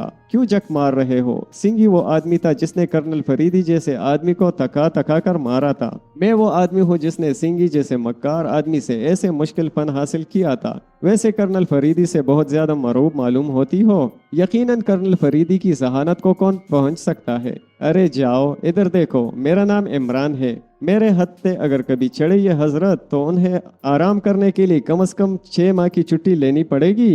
क्या तुम कर्नल फरीदी से ज्यादा हो? परवीन ने बुरा सा मुंह बनाकर पूछा। कम या ज्यादा के मुतालिक मैं नहीं जानता, लेकिन मुझे अपनी हिमाकतों पर इतना एतमाद है कि कर्नल फरीदी की सारी जहानत दरी रह जाए। सिंघी को भी मैं चुगद ही समझता हूँ जिसने कर्नल फरीदी को नचाकर रख दिया था। बड़ा गरूर है तुम्हें अपनी सलाहियतों पर। अब मुझे बोर ना करो, मैं जा रहा हूँ। इमरान उठता हुआ बोला, लाओ मेरा रिवॉल्वर। रिवॉल्वर जब्त। परवीन मुस्कुराई। मुसीबत में फंस जाओगी। इसका लाइसेंस तुम्हारे लाइसेंस से मुख्तलिफ होगा। तुम्हारे पास कौन सा लाइसेंस है? मगर मैं कोई शरीफ आदमी नहीं हूँ। परवीन ने रिवॉल्वर उसकी तरफ बढ़ा दिया और आहिस्ता से बोली, हम वक्तन फवक्तन मिलते रहेंगे। इस तरह मिलने मिलाने के लिए मेरे पास वक्त नहीं होता, इमरान ने कहा और अपनी चादर समेट कर तेज कदमों से चलता हुआ कमरे से निकल गया। अगर आपको हमारी ऑडियो बुक कहानी पसंद आ रही है तो हमारी वीडियो को लाइक करें, चैनल को सब्सक्राइब करें और सुनते रहिए अमेजिंग उर्दू। दूसरी सुबह इमरान ने सबसे पहले जूलिया को फोन करके परवीन की कड़ी निगरानी के लिए कहा। पिछली रात मुझसे गलती हो गई जनाब, जूलिया ने सहमी हुई आवाज में कहा। क्या हुआ? आपने कहा था कि मैं कैप्टन जाफरी को रीगल लॉज से हटा लूं, लेकिन मैं भूल गई। वैसे मेरा ख्याल है कैप्टन जाफरी की रिपोर्ट आपके लिए यकीनन कारामद होगी। क्या रिपोर्ट है? परवीन ने 11:15 बजे अपने फ्लैट का कुफल खोला था। वो तनहा नहीं थी, उसके साथ एक लंबे कद का आदमी भी था जिसकी शक्ल नहीं देखी जा सकी। प्रोग्राम के मुताबिक 1 बजे सार्जेंट नौशाद ने कैप्टन जाफरी की जगह ले ली। सार्जेंट नौशाद का बयान है कि तकरीबन 2 बजे एक मजहूल सा आदमी परवीन के फ्लैट के दरवाजे का शीशा तोड़कर अंदर दाखिल हुआ और 1 घंटा बाद जब वो फ्लैट से बाहर निकला तो अंदर का कमरा रोशन नजर आ रहा था। लंबे आदमी के मुतालिक क्या रिपोर्ट है जो परवीन के साथ आया था? इमरान ने पूछा। उसने सारी रात फ्लैट में ही गुजारी थी और ठीक 5 बजे वहां से निकला था। क्या नौशाद ने उसका ताक़ुब किया? ताक़ुब तो किसी का भी नहीं किया गया। आपके अहकामात सिर्फ निगरानी के लिए थे, अपनी अक्ल भी इस्तेमाल करनी चाहिए। इमरान ने सर लहजे में कहा। जी हाँ, नौशाद से गलती हुई, मगर वो तनहा था। वहाँ से 2 आदमी निकले थे। खैर फिलहाल कुछ नहीं, वहाँ कम से कम 3 आदमी लगा लो। इमरान ने सिलसिला मुनक़ते कर दिया। वो उस लंबे आदमी के मुतालिक सोच रहा था। जाफरी और नौशाद की रिपोर्टों का ये मतलब था कि वो लंबा आदमी उस वक्त भी फ्लैट ही में मौजूद था जब उसने परवीन को अपने करतब दिखाए थे और उसके खिलाफ अपनी तगदो की वजह ये करार दी थी कि उसने उसके पर्स में पिस्तौल देख लिया था। वो लंबे आदमी के मुतालिक सोचता रहा जिसकी शक्ल न जाफरी देख पाया था और न सार्जेंट नौशाद, मगर वो आदमी भूरी दाढ़ी वाला नहीं हो सकता था। वही मुश्तबे आदमी जिसके साथ परवीन को देखकर इमरान उसके पीछे लग गया था। वो सोचता रहा मगर किसी नतीजे पर नहीं पहुंच सका। दफतन फोन की घंटी बजी और इमरान ने रिसीवर उठा लिया। दूसरी तरफ से बोलने वाले ने कहा कि वो कैप्टन फयाज है। फिर घबराए हुए लहजे में बोला, इमरान फौरन रीगल लॉज पहुंचो, परवीन कत्ल कर दी गई है, तुम्हें आना जरूरी है, मैं इंतजार कर रहा हूँ। कबल इसके कि इमरान कुछ कहता, दूसरी तरफ से सिलसिला मुनक़ते कर दिया गया। इमरान ने बहुत बुरा सा मुंह बनाया। ये पहला मौका था कि उसे कदम कदम पर शिकस्त हो रही थी। उसने बड़ी तेजी से लिबास तब्दील किया और नीचे आकर गैराज से कार निकाली और रीगल लॉज की तरफ रवाना हो गया। रास्ते पर वो अजीब तरह की उलझन में मुब्तला रहा। इसमें उसकी चटी हिस्स को भी दखल था। रीगल लॉज के सामने पहुंचकर उसने कार रोक दी, लेकिन वहां उसे किसी गैर फितरी बात का एहसास हुआ और ये बात इसके अलावा और कुछ नहीं थी कि रीगल लॉज के क़ुर्बो जवार के हालात मामूल पर थे। कहीं भी उसे कोई पुलिसमैन नहीं दिखाई दे रहा था। उसने वापसी के लिए कार मोड़ी ही थी कि सामने से फयाज की कार आती दिखाई दी और उसके पीछे पुलिस की कार थी। इमरान को अपनी कार रोक देनी पड़ी। उसने सोचा यकीनन वो किसी जाल में फंसने वाला है, क्योंकि फयाज ने फोन पर ही कहा था कि वो रीगल लॉज में मौजूद है। फयाज कार से उतरकर उसकी तरफ बढ़ता हुआ बोला, क्या बात है? बात मैं तुमसे पूछना चाहता हूँ, इमरान ने गसीले लहजे में कहा। तुमने मुझसे कहा कि मैं रीगल लॉज में मौजूद हूँ और खुद अब तशरीफ ला रहे हो। मैंने? तुम्हारा दिमाग तो नहीं चल गया? वैसे अभी अभी किसी नामालूम आदमी ने फोन पर मुझसे कहा था कि परवीन अपने फ्लैट में कत्ल कर दी गई है, लेकिन मुझसे कैप्टन फयाज ने कहा था कि मैं रीगल लॉज में मौजूद हूँ। परवीन कत्ल कर दी गई है, फौरन आओ। तुम उस फ्लैट में गए थे? फयाज ने उसे घूर कर पूछा। नहीं, मैंने जब यहाँ पुलिस की गाड़ी नहीं देखी तो समझा शायद किसी ने मजाक किया है। वापस जा रहा था कि तुम आ गए। अच्छा, तुम यहीं ठहरो, मैं ऊपर जा रहा हूँ और मेरी वापसी तक तुम्हें यहीं ठहरना पड़ेगा। फयाज ने पिछली कार वाले इंस्पेक्टर को अपने पीछे आने का इशारा किया और आगे बढ़ गया। इमरान अपनी कार मोड़ ही चुका था। जैसे ही फयाज नजरों से ओझल हो गया, वो निकल भागा। दूसरी कार में बैठे हुए कांस्टेबलों ने उनकी गुफ्तगू नहीं सुनी थी, वरना शायद इमरान इतनी आसानी से गुलो खलासी हासिल ना कर सकता। वो अंधाधुंध अपनी कार दौड़ाए लिए जा रहा था। इमरान ने भाग निकलने का फैसला बड़ी जल्दी में किया था। उसे यकीन था कि परवीन कत्ल कर दी गई है, इसीलिए वो भाग निकला। वो जानता था कि जिसने भी उसे कत्ल किया है वो इस सिलसिले में उसे फंसाना चाहता है, वरना फयाज की तरफ से फोन क्यों किया जाता और फयाज को किसी गुमनाम आदमी की तरफ से फोन क्यों मौसूल होता। इमरान सोच रहा था कि वो यकीनन फंस जाएगा, क्योंकि वहाँ की एक कुर्सी पर उसकी उंगलियों के निशानात मिलेंगे। हो सकता है कि परवीन के पिस्तौल पर भी उसके उंगलियों के निशानात महफूज हों। यकीनन महफूज ही होंगे, क्योंकि इन्हीं निशानात की बिना पर किसी नामालूम आदमी ने उसे फंसाने की कोशिश की है। परवीन के फ्लैट के निशानात यकीनन पुलिस को चकरा देने वाले होंगे, क्योंकि गोलियों के 6 निशानात दीवारों पर भी नजर आएंगे। लेकिन उसे फिर परवीन का पिस्तौल याद आ गया। वो सोचने लगा कि हो सकता है कि वो अपने ही पिस्तौल से कत्ल की गई हो और उसी पिस्तौल पर खुद उसकी उंगलियों के निशानात पाए जाएं। इमरान बेतहाशा कार चला रहा था और उस वक्त उसकी हैसियत बिल्कुल मुजरिमों की सी थी, क्योंकि वो बहैसियत X2 मंजराम पर नहीं आ सकता था। घर पहुंचकर उसने जल्दी में वो फोन तार से अलग किया जिसके नंबर डायरेक्टरी में नहीं थे। ट्रांसमीटर उठाया जिसके जरिए वो अक्सर अपने मातहतों से गुफ्तगू किया करता था, और उसने बड़ी तेजी से उन्हें उस संदूक में डाला जिसमें मेकअप का सामान रहता था। वो संदूक को उठाए हुए नीचे आया। 3-4 मिनट के अंदर ही अंदर उसकी कार फिर सड़कों पर दौड़ रही थी, लेकिन जल्दी ही उसका रुख वीराने की तरफ हो गया। फयाज ठीक 7 बजे शाम को इमरान के बाप रहमान साहब की कोठी में दाखिल हुआ। उसके चेहरे पर गहरे तफक्कुर के आसार थे। नौकर उसे ड्राइंग रूम में बैठाकर इत्तला देने के लिए अंदर चला गया। रहमान साहब जल्दी ही आ गए और फयाज ने उन्हें देखकर उठना चाहा। बैठो बैठो, क्या खबर है? रहमान साहब ने बैठते हुए पूछा। क्या अर्ज करूं, मेरी समझ में नहीं आता कि मुझे क्या करना चाहिए। क्या बात है? मकतूला के कमरे में एक कुर्सी पर इमरान की उंगलियों के निशानात मिले हैं। न सिर्फ कुर्सी पर, बल्कि एक निशान मकतूला के पिस्तौल पर भी है, उसी पिस्तौल पर जिसे वो कत्ल की गई है। पिस्तौल परवीन ही का था।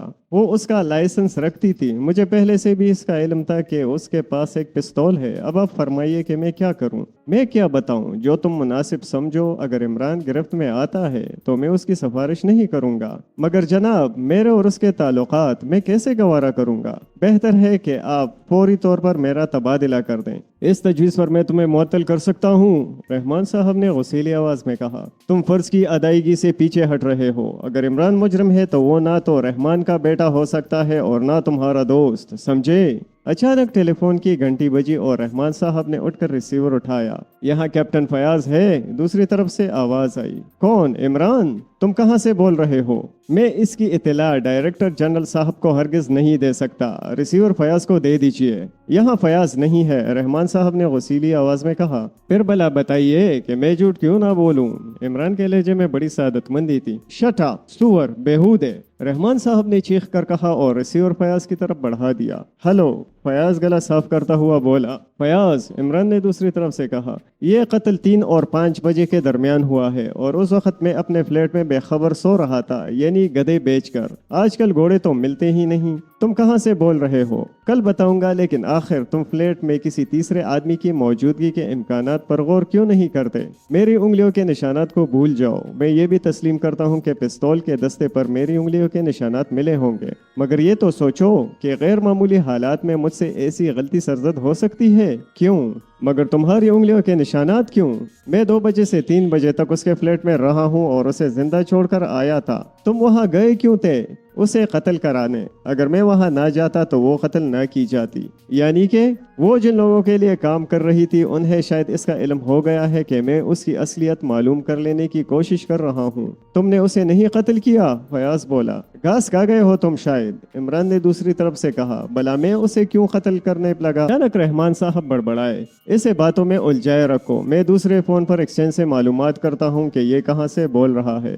رحمان صاحب کمرے میں چلے گئے۔ عمران دوسری طرف سے کہہ رہا تھا کہ ایک لمبا آدمی تمہارا اصل شکار ہے، جو داہنا پیر زمین پر رکھتے وقت بائیں پیر سے زیادہ زور دیتا ہے، اسی وجہ سے اس کی چال میں ہلکی سی لنگڑاہٹ محسوس ہوتی ہے۔ وہ کہاں ملے گا؟ تمہارے بڑے بھائی کی سسرال میں، عمران جھلا کر بولا۔ پیارے عمران، ذرا ڈھنگ کی بات کرو۔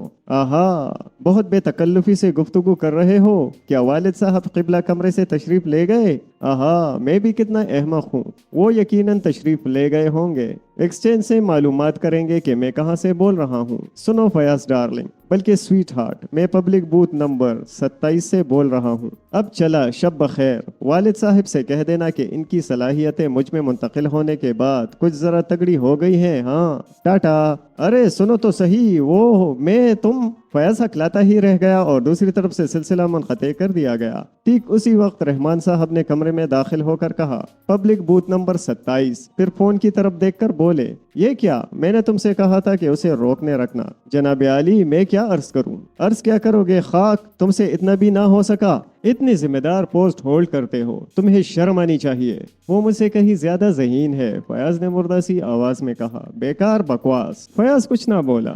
رحمان صاحب خفا ہوتے رہے۔ کیا تم اس عہدے کے لائق ہو؟ بتاؤ، بولتے کیوں نہیں؟ میں نے روکنے کی کوشش کی تھی، باتوں میں الجھا لیا تھا، لیکن بے خیالی میں تھوڑا بے تکلف ہو گیا، بس اسی پر وہ کھٹک گیا۔ کہنے لگا، والد صاحب کمرے سے تشریف لے گئے، تم بڑی بے تکلفی سے گفتگو کر رہے ہو، ضرور تشریف لے گئے ہوں گے تاکہ ایکسچینج سے معلوم کر سکیں کہ میں کہاں سے بول رہا ہوں۔ پھر اس نے بتایا کہ وہ پبلک بوتھ نمبر 27 سے بول رہا ہے۔ اب آپ ہی فرمائیے، اتنی ذرا سی بات پر وہ کھٹک گیا؟ رحمان صاحب کچھ نہ بولے، چند لمحے خاموشی رہی۔ پھر انہوں نے کہا، کچھ نہیں جانتا، 3 دن کے اندر اندر اسے حاضر کرو۔ میں انتہائی کوشش کروں گا جناب۔ تمہیں کیا اور کچھ کہنا ہے؟ جی نہیں، فیاض اٹھتا ہوا بولا۔ اب اجازت دیجیے۔ میک اپ کے باوجود بھی آدمی اپنی آنکھوں کی بناوٹ اور چلنے کے انداز سے پہچانا جا سکتا ہے، لہٰذا عمران کو آنکھوں کی خاص فکر تھی، اس کے لیے اس نے تاریک شیشوں کی اینک استعمال کی تھی۔ رہ گئی چال، اس کا بدل دینا عمران کے بائیں ہاتھ کا کام تھا۔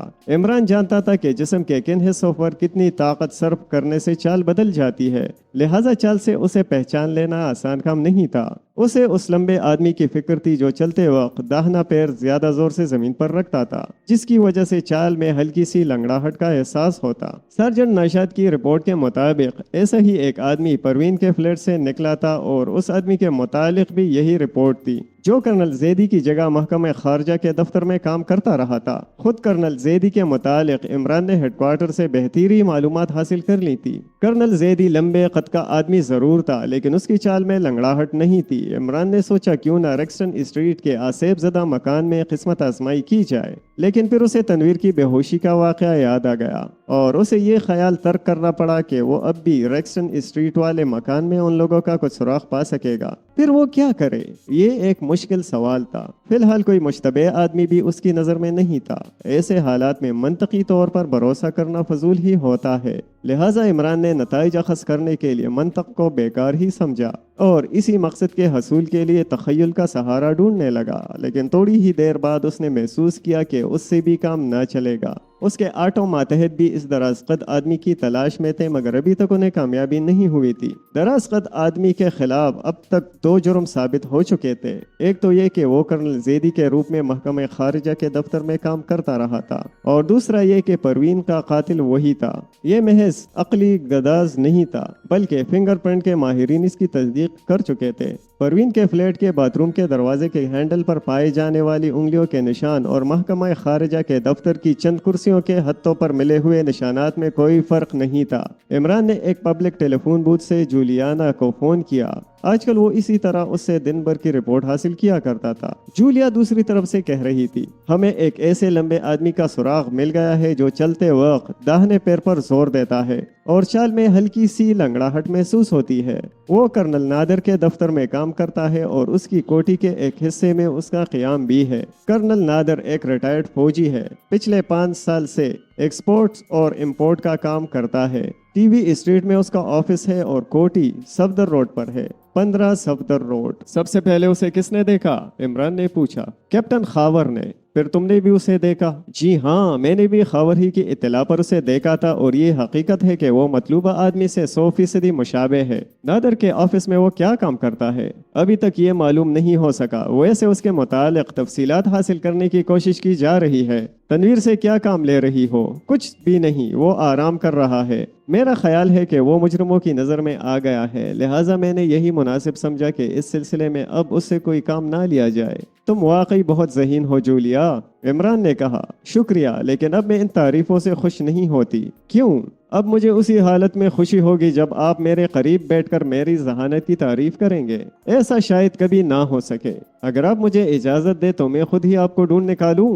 کھلی ہوئی اجازت ہے، عمران نے کہا۔ شکریہ، میں کوشش کروں گی۔ ابھی نہیں، یہ فرصت کی باتیں ہیں، فی الحال ہمیں کام کرنا ہے۔ ساتھ ہی ساتھ کام بھی ہوتا رہے گا جناب۔ میرا خیال ہے کہ آپ بھی اس لمبے آدمی کو دیکھ لیجئے، ممکن ہو ہم سے غلطی ہوئی ہو۔ خوب، عمران بررائی ہوئی آواز میں ہنسا۔ اس طرح تم مجھے ڈھونڈ نکالو گی، یعنی جو شخص بھی کرنل نادر کے آفس یا اس کی کوٹھی کے گرد منڈلاتا ہوا نظر آ جائے وہ 100% X2 ہوگا۔ کیوں؟ یہی تدبیر سوچی ہے نا تمہیں؟ جولیا ہنسنے لگی اور عمران نے کہا، کہیں اس بوڑھے کو X2 نہ سمجھ لینا جو اس وقت بھی کرنل نادر کے آفس کے قریب ہی موجود ہے۔ کیا کوئی ایسا آدمی وہاں موجود ہے؟ ہاں، وہ کمبخت بہت چالاک ہے، اتنا چالاک کہ تم سے پہلے ہی اس لمبے آدمی کے چکر میں پڑ گیا۔ وہ کون ہے؟ عمران آہستہ سے بولا۔ عمران وہاں پہنچ گیا؟ جولیا نے حیرت سے کہا۔ ہاں، اگر تم چاہو تو اسے پریشان کر سکتی ہو، کیونکہ فیاض نے اس کی گرفتاری کا وارنٹ نکلوا لیا ہے۔ جی ہاں، میں نے بھی سنا ہے، شاید پروین کے فلیٹ میں اس کی انگلیوں کے نشانات بھی ملے ہیں۔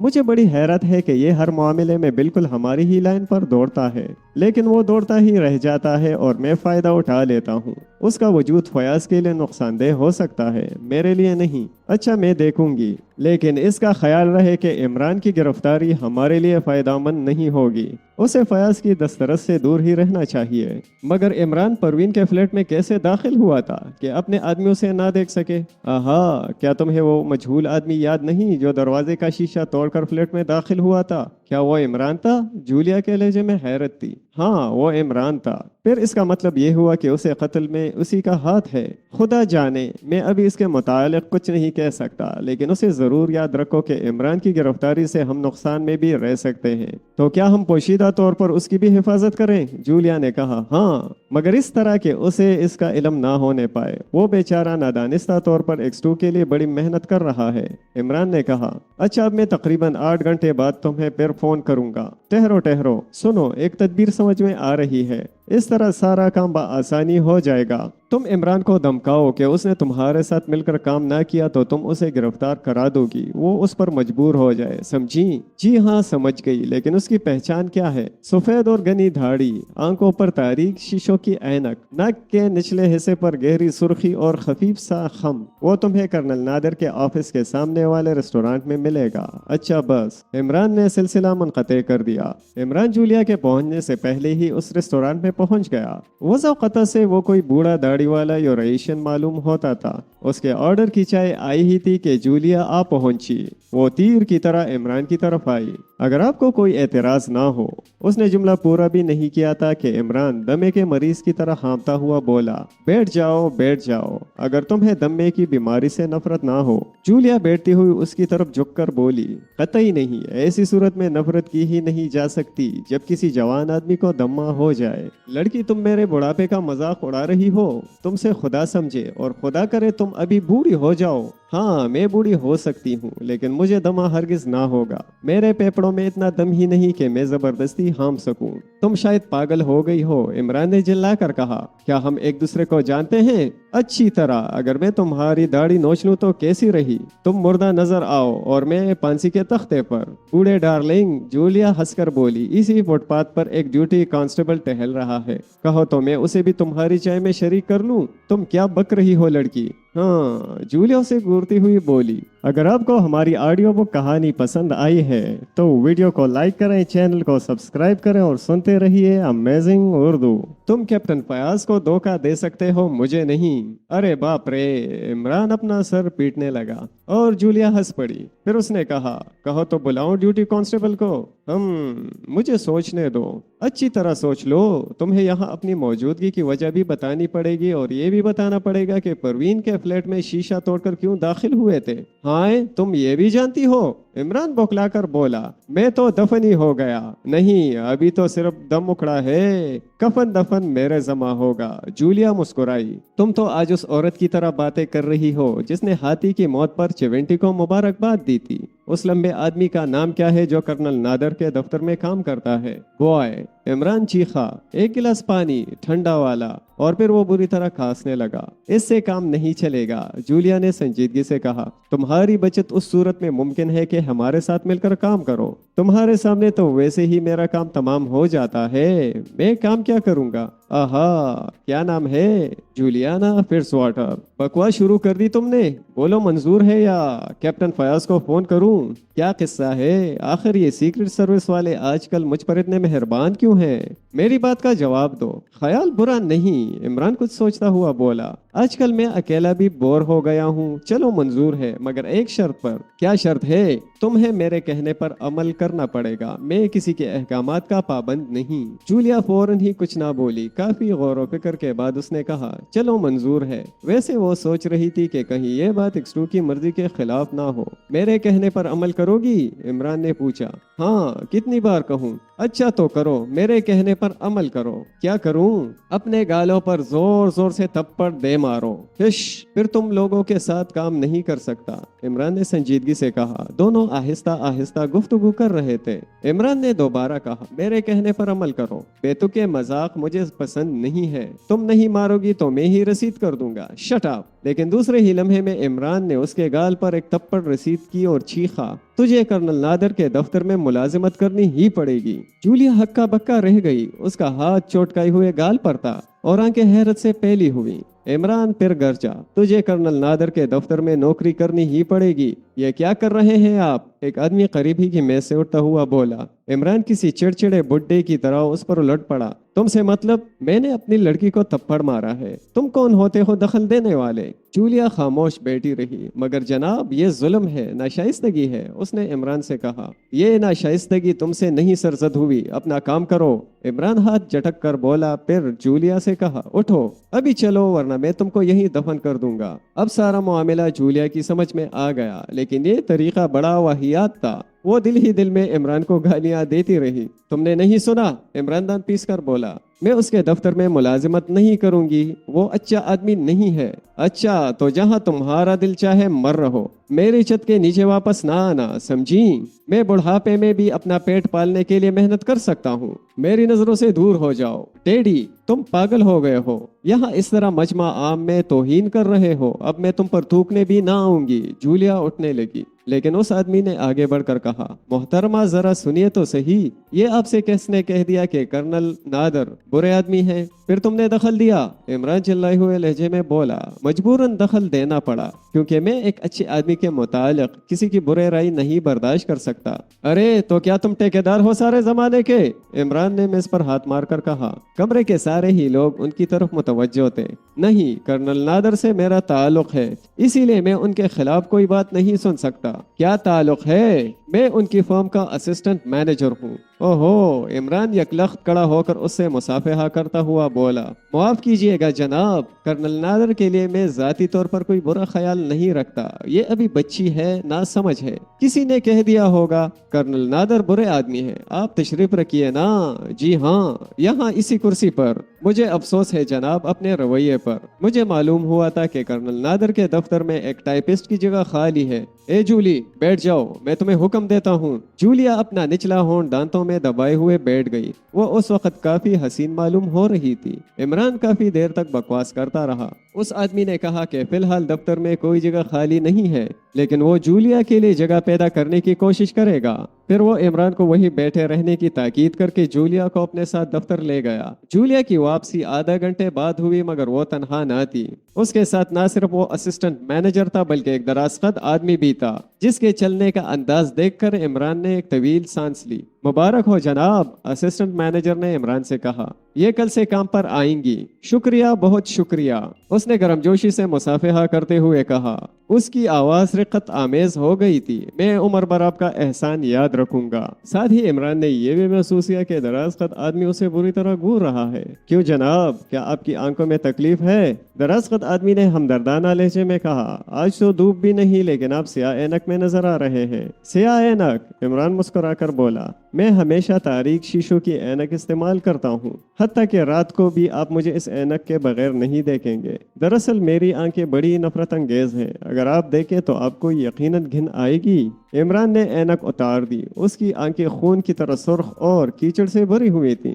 डैडी प्लीज, जूलियाना नाक सुकोड़ कर बोली, खुदा के लिए ऐनक लगाइए। इमरान ने फिर आंखों पर ऐनक जमा ली। जूलिया का दिल उस वक्त बुरी तरह धड़कने लगा था जब दराज़-कद आदमी ने ऐनक पर एतराज किया था, मगर इमरान की चालाकी पर वो अशश करने लगी। दराज़-कद आदमी उसे इंतहाई दर्जा खतरनाक मालूम हो रहा था। वापसी पर जूलिया इमरान पर बुरी तरह बरस पड़ी। मैं इस थप्पड़ का बदला ले लूंगी, समझे? कभी इत्मीनान से ले लेना, अब तो मैं मुस्तकिल तौर पर तुम्हारे साथ ही रहूंगा। क्या मतलब? तुम्हारा बाप बनकर रहूंगा। वैसे तुम कुछ भी समझो, मैं तुम्हें अपने फ्लैट में नहीं रखूंगी। मैं तुम्हें इसका मशवरा नहीं दूंगा कि अब तुम अपने रिहायशी फ्लैट में जाओ। आहा, ठहरो, वहाँ तुमने अपना पता तो नहीं बताया? नहीं, पता मुझे कल हाजिरी के रजिस्टर में लिखना पड़ेगा। कर्नल नादिर मौजूद था? हाँ, उसी ने स्पीड का इम्तिहान भी लिया, मगर वो सचमुच खतरनाक आदमी मालूम होता है। औरतों के लिए? इमरान ने पूछा। तुम बिल्कुल गधे हो, जूलिया ने कहा, और उसी वक्त एक हमाकत कर बैठते हो।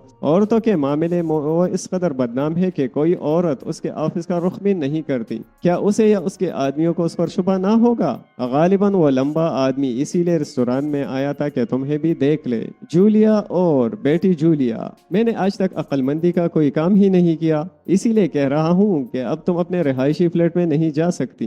क्या है तुम्हारे जहन में? साफ साफ कहो। ये लोग हमारे मुतालिक इंक्वायरी जरूर करेंगे, और मेरा दावा है कि उसी वक्त से हमारा ताक़ुब शुरू हो गया होगा। लिहाजा हमें इस मकान में क़याम करना चाहिए जहाँ तुम ऑटो अक्सर इकट्ठे होते हो, और वैसे वो बंदा पड़ा रहता है। गधा सब कुछ जानता है मगर अमूमन खामोश रहता है। वैसे जब कभी रेंगना शुरू कर देता है तो लोगों की नींदें हराम हो जाती हैं। खैर, परवाह नहीं, इस मकान की एक एक कुंजी ऑटो के पास रहती है। तुम्हारी कुंजी इस वक्त भी तुम्हारे पास मौजूद ही होगी। मुझे हैरत है कि तुम ये सब कुछ कैसे जानते हो। मेरा नाम इमरान है, कैप्टन फयाज नहीं। तुम उस लंबे आदमी के चक्कर में थे? हाँ, तो फिर इसे गिरफ्तार क्यों नहीं करा देते? मुझे नादर के दफ्तर में टाइपिस्ट क्यों बना रहे हो? अरे, उसके खिलाफ सबूत भी मुहैया करने तो होंगे ना। सबूत पहले ही से मौजूद है। परवीन के फ्लैट में कुछ ऐसे निशानात भी मिले थे जो ना परवीन की उंगलियों के थे और ना तुम्हारी। हो सकता है कि वो उसी के उंगलियों के निशानात रहे हों। हाँ, इसीलिए तो तुम्हें उसके ऑफिस में जगह दिलवाई है कि तुम किसी तरह से उसकी उंगलियों के निशानात हासिल कर लो, फिर उनका दूसरे निशानात से मुवाजना करके कोई कार्रवाई की जाए। तुम मुझे बहलाने की कोशिश कर रहे हो। कोई चक्कर और भी है? मौत का चक्कर पड़ा है। तुमने बड़ा शानदार नावल था। बात ना उड़ाओ, छोड़ो भी। हम आज से एक बिल्कुल नई जिंदगी का आगाज कर रहे हैं। अब के जाड़ों के लिए तुम मेरा स्वेटर किस डिजाइन का बुनोगी? बूढ़े बाप की दस्तानों की जरूरत भी पेश आएगी। मुझे ये तरीका बिल्कुल पसंद नहीं, और ये पसंद है कि कैप्टन फयाज मुझे पकड़कर जेल में ठूस दे। मुझे बड़ी खुशी होगी अगर ऐसा हो जाए। तुम हो ही इसी काबिल, सब समझती हो। مجھے بتاؤ کہ تم کیا چاہتے ہو؟ بس آخر تمنا یہ ہے کہ کسی شریف آدمی سے تمہاری شادی کر کے بقیہ زندگی ہالی ووڈ سٹائل کی گزار دوں۔ شٹ اپ، باپ سے بدتمیزی نہیں کرتے، ہاں بہت ہی بری بات ہے۔ میں یہی سڑک پر تمہاری داڑھی نوچ لوں گی اور قیامت کے دن روسیا اٹھو گی۔ تم خود اٹھو گے روسیا۔ میرے والد صاحب داڑھی نہیں رکھتے، اسی لیے میں محفوظ ہوں۔ تو تم اب میرے ساتھ کہاں جا رہے ہو؟ جولیا بوکھلا گئی۔ وہی جہاں کے لیے پہلے کہہ چکا ہوں۔ اس کے علاوہ کوئی دوسرا راستہ تمہیں گورداسپور اور مجھے ٹنڈو الایار پہنچا دے گا؟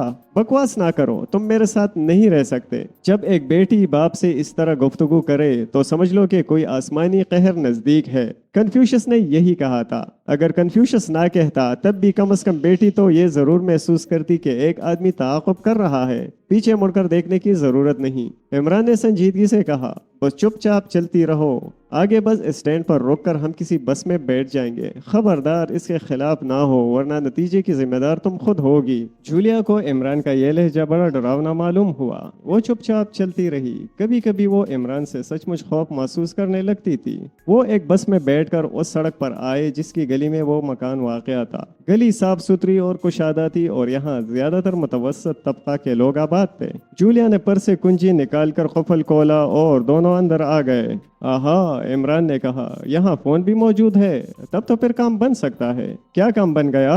اب تم اپنے ساتھیوں میں سے 2 چالاک ترین آدمی منتخب کرو جو یہاں آ کر اس آدمی کی نگرانی کریں۔ کیا سچ مچ کوئی ہمارا تعاقب کر رہا ہے؟ پتہ نہیں کس گدھے نے تمہیں اس محکمے کے لیے منتخب کیا ہے۔ شٹ اپ، جولیا جنجلا گئی۔ اگر کوئی آدمی تعاقب کرتا بھی رہا ہے تو اس کے ذمہ دار تم ہو۔ تمہیں اس طرح مجھے کرنل نادر کے دفتر میں بھیجنا ہی نہ چاہیے تھا۔ ہاں ہاں، یہ بات تمہاری سمجھ میں آ ہی نہیں سکتی۔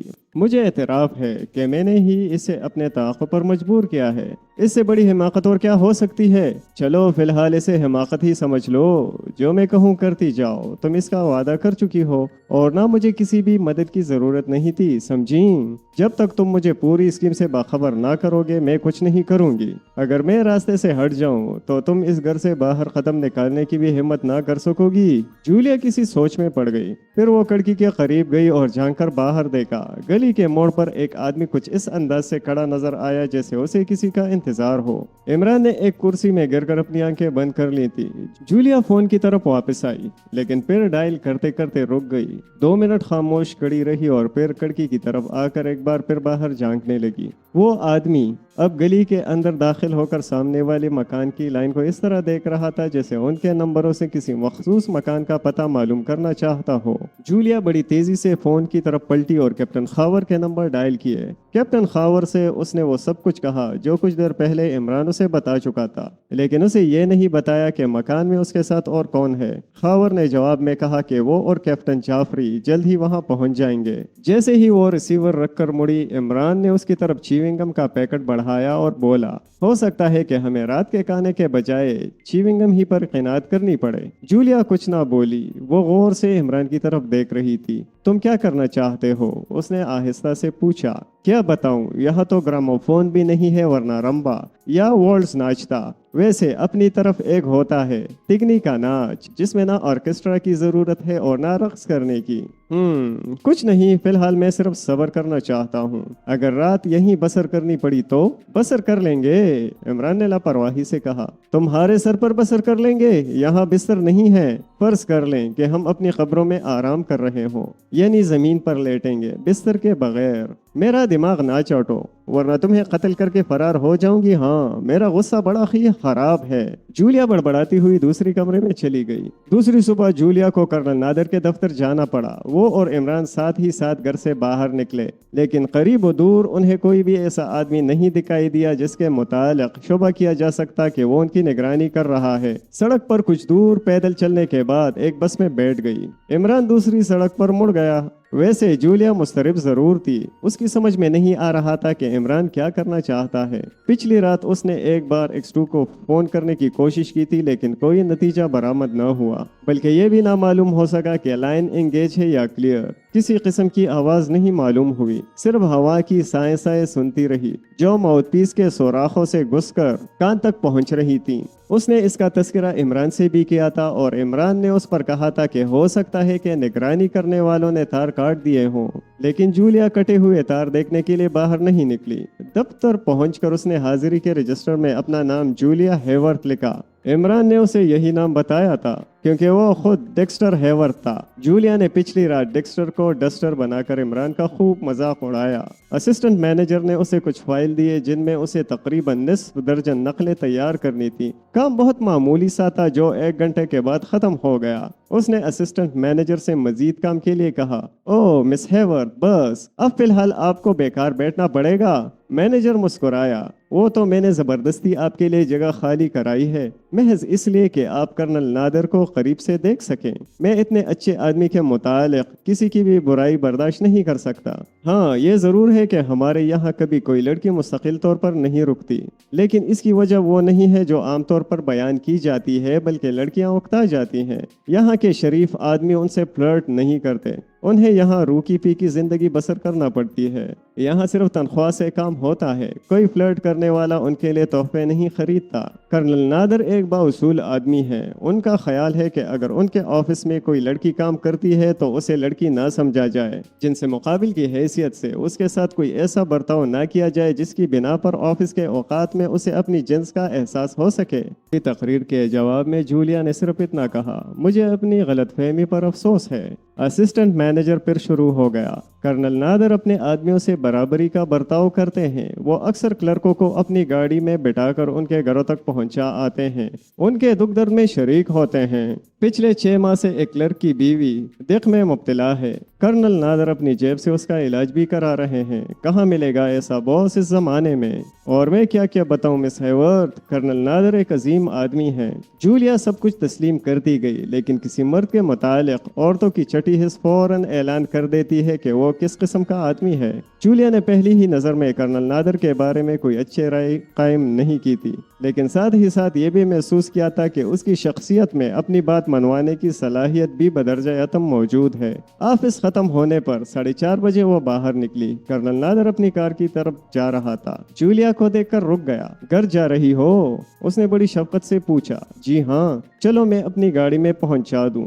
अरे नहीं, आपको तकलीफ होगी। जूलिया घबरा गई। उसे तवक्को नहीं थी कि पहले ही दिन वो इतनी बेतकल्लुफी से पेश आएगा। नहीं, कोई बात नहीं। कर्नल नादिर ने उसकी उंगलियों में उंगलियां फंसाकर उसे कार की तरफ ले जाते हुए कहा। इस दूसरी बेतकल्लुफी पर जूलिया बिल्कुल ही नर्वस हो गई। कर्नल नादिर की शख्सियत में न जाने कौन सी कुव्वत थी जिसके तहत जूलिया जैसी दलेर औरतों की जुबानें भी गुंग हो जाती। जूलिया चुपचाप अगली सीट पर जा बैठी। उसे होश ही ना था कि वो क्या कर रही है, कहाँ जा रही हो और उसके साथ कौन है। तकरीबन 15 मिनट तक यही कैफियत रही। फिर उसे एहसास हुआ कि वो एक बड़ी हिमाकत कर बैठी है। उसे अपनी कमजोरी पर गुस्सा भी आया। कबल इसके कि वो कुछ कहती, कर्नल बोला, क्या बात है? कुछ नहीं, मगर मैं इधर, मेरा मकान ज़ैदी लेन में है, 0 रोड पर। ओहो, तुमने पहले क्यों नहीं बताया? मैं समझा शायद सही जा रहा हूँ। खैर कोई बात नहीं, हम आगे से मुड़ जाएंगे। उस वक्त वो मॉडल टाउन में थे। उसे शहर का आबाद और गैर आबाद हिस्सा कहा जा सकता था। आबादी के साथ ही गैर आबादियों कहा जा सकता था कि इमारत एक दूसरे से काफी फासले पर थी और यहाँ बड़े बड़े लोग आबाद थे, इसीलिए यहाँ दिन को भी उल्लू बोलते थे। जूलिया उसके कार मोड़ने की मुंतजर रही, लेकिन कार मॉडल टाउन से भी गुजर गई और अब वो एक वीराने में जा रही थी। अचानक जूलिया को अपना पर्स याद आया जो उसकी गोद में नहीं था। क्या तुम्हें अपने पर्स की तलाश है? कर्नल नादिर ने पूछा। हाँ, जूलिया के हल्क से बर्राई हुई आवाज निकली। वो मेरी रानों के नीचे है। तुम्हारे हाथ में वो पर्स अच्छा नहीं लगेगा जिसमें 0.25 का कोई पिस्तौल मौजूद हो। तुम मुझे कहाँ ले जा रहे हो? मैं तुम्हें बताऊंगा कि मैं कितना बुरा आदमी हूँ। तुमने मेरे मुतालिक यही ख्याल जाहिर किया था, क्यों नहीं? चुपचाप बैठी रहो, कार की रफ्तार बहुत तेज है। तुम उतर नहीं सकती और ना मुझ पर हमला कर सकती हो, क्योंकि उस सूरत में मुमकिन है मेरा हाथ बहक जाए और हम दोनों किसी दरख्त से टकरा जाएं। जूलिया पर एक बार फिर बदहवासी तारी हो गई। उसने पीछे मुड़कर देखा। दूर एक सियाह सी वैन आती दिखाई दे रही थी। जूलिया ने शदीद ज़हनी हिजान के बावजूद भी यही सोचा कि इसमें इमरान के अलावा और कोई ना होगा। अगर आपको हमारी ऑडियो बुक कहानी पसंद आई है तो हमारी वीडियो को लाइक करें, चैनल को सब्सक्राइब करें और सुनते रहिए अमेजिंग उर्दू। कर्नल नादिर की नज़र विंडशील्ड पर थी। तकरीबन 10 मिनट बाद उसने कार रोकी। जूलिया ने दरवाज़ा खोलकर उतरना चाहा, लेकिन कर्नल नादर ने उसका बाजू पकड़ लिया और जूलिया को ऐसे महसूस हुआ जैसे उसका बाजू ही टूट जाएगा। उसे यकीन था कि पीछे आने वाली वैन में उसका कोई ना कोई मददगार ज़रूर होगा, इसीलिए उसने अपनी आवाज़ में खुद एतमादी पैदा करते हुए कहा, मेरा बाजू छोड़ो, मैं तुमसे ज़र्रा बराबर भी खौफज़दा नहीं हूँ। जवाब में कर्नल नादर ने एक जहरीला सा कहकहा लगाकर कहा, उतरो। नहीं उतरूंगी, तुम्हारी मर्जी। कर्नल ने लापरवाही से अपने शानों को जुम्बिश दी और सीट पर ही बैठा रहा। इतने में वो वैन करीब आ गई। सियाह रंग की एक छोटी सी वैन थी, लेकिन स्टीयरिंग के पीछे इमरान या जूलिया के किसी दूसरे मददगार के बजाय वही दराज कद आदमी मौजूद था जिसके लिए उसे कर्नल नादर के दफ्तर में मुलाजिमत करनी पड़ी थी। वो नीचे उतरा और कर्नल नादर की कार का दरवाजा खोलकर बड़ी बेदर्दी से जूलिया को नीचे उतार लिया। उधर ले चलो, झाड़ियों में। कर्नल नादर एक तरफ हाथ उठाकर बोला। उसके होंठों पर शैतानी मुस्कुराहट थी। जूलिया चीख चीख कर उन्हें गालियां देने लगी। दफतन दराज कद आदमी ने दोनों हाथों से उसकी गर्दन पकड़ ली और दांत पीस कर बोला, गला गोंद कर मार डालूंगा। फिर उसने नीचे झुककर उसे अपने हाथों पर उठा लिया। जूलिया दोनों हाथों से उसके सर के बाल नोचती रही, मुंह पर थप्पड़ लगाती रही, लेकिन वो उसे इसी तरह उठाए पैदल चलता रहा। फिर एक जगह कर्नल नादर के कहने पर उसे जमीन पर पटक दिया। जूलिया को सख्त चोट आई और साथ ही उसने ये भी महसूस किया कि ये लोग जर्रा बराबर भी रहम ना करेंगे। वो खामोश हो गई और जमीन से उठने की कोशिश करने लगी, लेकिन दूसरे ही लम्हे में एक बड़े से चाकू की नोक उसके सीने से आ लगी, जिसका दस्ता कर्नल नादर के हाथ में था। कर्नल नादर दराज़कद आदमी से कह रहा था, तुम दोनों गाड़ियां उधर ही ले आओ, उनका सड़क पर होना ठीक नहीं। दराज़कद आदमी सर हिलाता हुआ चला गया। अब बताओ कि तुम हकीकतन कौन हो? कर्नल नादर ने जूलिया से कहा, मैं बहुत सफाक आदमी हूँ, तुम्हें सच बोलने पर मजबूर करने के लिए सब कुछ कर गुजरूंगा। जूलिया कुछ ना बोली, लेकिन फिर उसे ऐसा महसूस हुआ जैसे उसकी खामोशी चाकू की नोक गोश्त ही में उतार देगी। मैं एक गरीब लड़की हूँ, उसने दर्दनाक आवाज में हकलाते हुए कहा। गरीब लड़कियां अपने पर्स में रिवॉल्वर नहीं लिए फिरती। जूलिया फिर खामोश हो गई। अभी सूरज गरूब नहीं हुआ था। ऊंचे दरख्तों पर नमनाक सी नारंगी रंग की धूप कपकपा रही थी। बोलो, नादर ने कहा और चाकू की नोक पर दबाव बढ़ गया। जो कुछ बताना था बता चुकी, अब तुम जो कुछ कहो कह दूं। पता नहीं तुम क्या चाहते हो, जूलिया ने दिल मजबूत करने की कोशिश करते हुए कहा। इतने में दराज कद आदमी कर्नल नादर की कार वहां ले आया और उसे छोड़कर दोबारा सड़क की तरफ चला गया। सड़क और उस जगह के दरमियान ऊंची नीची झाड़ियां हाइल थीं। कार को लाने के लिए उसे एक नाले में उतरना पड़ा था। अच्छा, कर्नल नादर ने चाकू की नोक उसके सीने से हटाते हुए कहा, वही तुमसे समझेगा, मैं उससे ज्यादा सफाक नहीं हूँ। तुम बहुत खूबसूरत हो, मुझे तुम पर रहम आता है। वो पहले तुम्हारे दोनों कान काटेगा, फिर नाक, फिर उंगलियां, हत्ता कि तुम बताओगी या मर जाओगी। जिस वैन में वो आया है उसमें जमीन खोदने का सामान मौजूद है, फिर तुम खुद समझ सकती हो कि तुम्हारी लाश भी किसी को ना मिलेगी। जूलिया काम गई। वो जमीन पर पड़ी अपने खुश्क होंठों पर जुबान फेर रही थी। वो खुद में इतनी ताकत भी महसूस नहीं कर रही थी कि जमीन से उठ सकती। दराज कद आदमी वैन भी वहीं ले आया। इस बार उसके चेहरे पर नजर पड़ते ही जूलिया की रूह पनाह हो गई। वो पहले से भी ज्यादा भयानक नजर आ रहा था। इसे संभालो, कर्नल नादर ने कहा। मैं देखता हूँ, उसने सर लहजे में कहा। औरतों के मामले में तुम बुज़दिली की हद तक कमजोर हो। वो जूलिया की तरफ मुड़ा ही था कि इमरान ने झाड़ियों से सर निकाल कर कहा, जरा ख्याल रहे इसकी हड्डियां टूटने ना पाए। मैं इसका ढांचा अपने ड्राइंग रूम में रखने का इरादा रखता हूँ। इमरान झाड़ियों से निकल आया। उसके दोनों हाथों में पिस्तौल थे और उनके रुख उन दोनों की तरफ थे। इस वक्त इमरान अपनी सही शक्ल सूरत में था और जूलिया से देखते ही उछलकर खड़ी हो गई। अपने हाथ ऊपर उठाए रखो, इमरान ने सख्त लहजे में कहा और आहिस्ता आहिस्ता उनकी तरफ बढ़ने लगा। अचानक लंबे आदमी ने किसी बंदर की तरह इमरान पर छलांग लगाई, लेकिन दूसरे ही लम्हे में अपने दोनों हाथ आंखों पर रखकर ढेर हो गया, क्योंकि पिस्तौल की नाल से पानी की धारें निकलकर उसके चेहरे पर पड़ी थीं। यही बर्ताव उसने कर्नल नादर के साथ भी किया।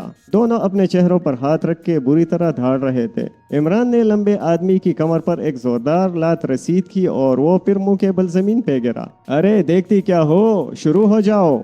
عمران نے جولیا سے کہا، لیکن اس نے اپنی جگہ سے جنبش بھی نہ کی۔ عمران نے کرنل نادر کے بھی لات رسید کی اور وہ بھی اسے گالیاں دیتا ہوا منہ کے بل جا گرا۔ ذرا ہی سی دیر میں وہ دونوں بھوت بن گئے تھے۔ ان کے چہروں پر مٹی کے علاوہ اور کچھ نہیں تھا۔ آنکھیں بند تھی اور وہ در سے چیخ رہے تھے، اندھوں کی طرح چیخ چیخ کر ہوا سے لڑ رہے تھے۔ ایک بار درازقد آدمی ان کی آواز پر اس کی طرف مکہ تان کر دوڑا اور عمران نے کرنل نادر کو اس پر دھکیل دیا۔ درازقد آدمی کا اٹھا ہوا ہاتھ پوری قوت سے کرنل نادر کی ناک پر پڑا اور کرنل نے دھاڑ کر اس کی گردن پکڑ لی۔ میں ہوں نادر، میں ہوں۔ درازقد آدمی چیخا اور جولیا بے ساختہ ہنس پڑی۔ عمران بھی احمقوں کی طرح ہنسنا شروع ہو گیا۔ پھر ایک طوفان بدتمیزی بپا ہو گیا۔ عمران انہیں آواز دیتا، وہ آواز پر جپٹتے اور عمران آگے بڑھ کر ٹانگ مار دیتا اور وہ گالیاں بکتے ہوئے نیچے چلے جاتے۔ ایک بار جولیا نے اسی طرح عمران کو گرا دیا۔ ہائے یہ کیا؟ عمران بسور کر بولا، تمہاری بدولت مجھے اتنی پریشانی ہوئی ہے اور اب اس حماقت کا مقصد سمجھ میں نہیں آ رہا، ابھی سمجھ جاؤ گی۔ عمران سر ہلا کر بولا اور وہ دونوں مخالف سمتوں سے اس کی آواز پر دوڑے اور آپس میں ٹکرا کر رہ گئے۔ دونوں کی زبانوں سے گالیاں نکلی اور کرنل نادر نے چیخ کر کہا، میں ہوں۔ ان دونوں کی آنکھیں اب بھی بند تھیں۔ وہ کبھی کبھی آنکھیں کھولنے کی کوشش کرتے لیکن پھر اس طرح بند کر لیتے جیسے وہاں ناقابل برداشت قسم کی روشنی ہو۔ اس بار درازقد آدمی کرنل کے چیخنے کے باوجود بھی اس کی مرمت کرتا رہا۔ میں تمہیں مار ڈالوں گا، تمہاری ہوس پرستی نے یہ وقت دکھایا ہے۔ میں تمہیں منع کر رہا تھا کہ لڑکی کو ادھر نہ لاؤ۔ پھر وہ دونوں ایک دوسرے کو کاٹنے اور بمبوڑنے لگے۔ ابھی ختم بھی کرو یہ قصہ، جولیا نے آہستہ سے کہا۔ ٹھہرو، انہیں اچھی طرح لڑ لینے دو، جب ان میں سکت نہ رہ جائے گی تو باندھ لوں گا۔ میں کم سے کم تکلیف اٹھانے کا عادی نہیں، طول دپے سے زیادہ دلچسپی نہیں رکھتا۔ تم خود سوچو، اگر میں ایسے طریقے اختیار نہ کروں تو میرا کام کیسے چلے گا؟ نہ میں صاحب اختیار ہوں اور نہ میرے ہاتھ میں قانون۔ فیاض ہوتا تو پوری گارڈ کے ساتھ چڑھ دوڑتا، لیکن میرا دعویٰ ہے کہ اس کے باوجود بھی یہ دونوں نکل جاتے۔ تھوڑی دیر بعد دونوں کرنل نادر کی کار کی اگلی سیٹ پر بیٹھے ہوئے تھے اور کار شہر کی طرف روانہ تھی۔ درازقد آدمی اور کرنل نادر پچھلی سیٹ پر بے ہوش پڑے تھے۔ ان کے ہاتھ پیر جکڑے ہوئے تھے اور عمران نے ان کے منہ میں حلق تک رومال ٹونس دیے تھے۔ درازقد آدمی کی وین وہی جنگل میں چھوڑ دی گئی۔ یہ ایک بڑا لمبا چکر تھا۔ عمران کہہ رہا تھا، یہ لوگ ایک جنگ باز ملک کے ایجنٹ ہیں۔ عرصے سے ان کی خفیہ سرگرمیاں یہاں جاری تھیں۔ انہوں نے سنگبار کی بعض پہاڑیوں میں اپنے خفیہ تہانے بنا رکھے تھے۔ وہاں ان کے قیدی رکھے جاتے اور یہ قیدی اہم ترین سرکاری آفیسرز ہوتے تھے۔ وہ ان سے سرکاری راز حاصل کرنے کے لیے انہیں طرح طرح کی اذیتیں دیتے اور بعض اوقات ان کے آدمی ان گمشدہ آفیسروں کے عہدے تک سنبھال لیتے۔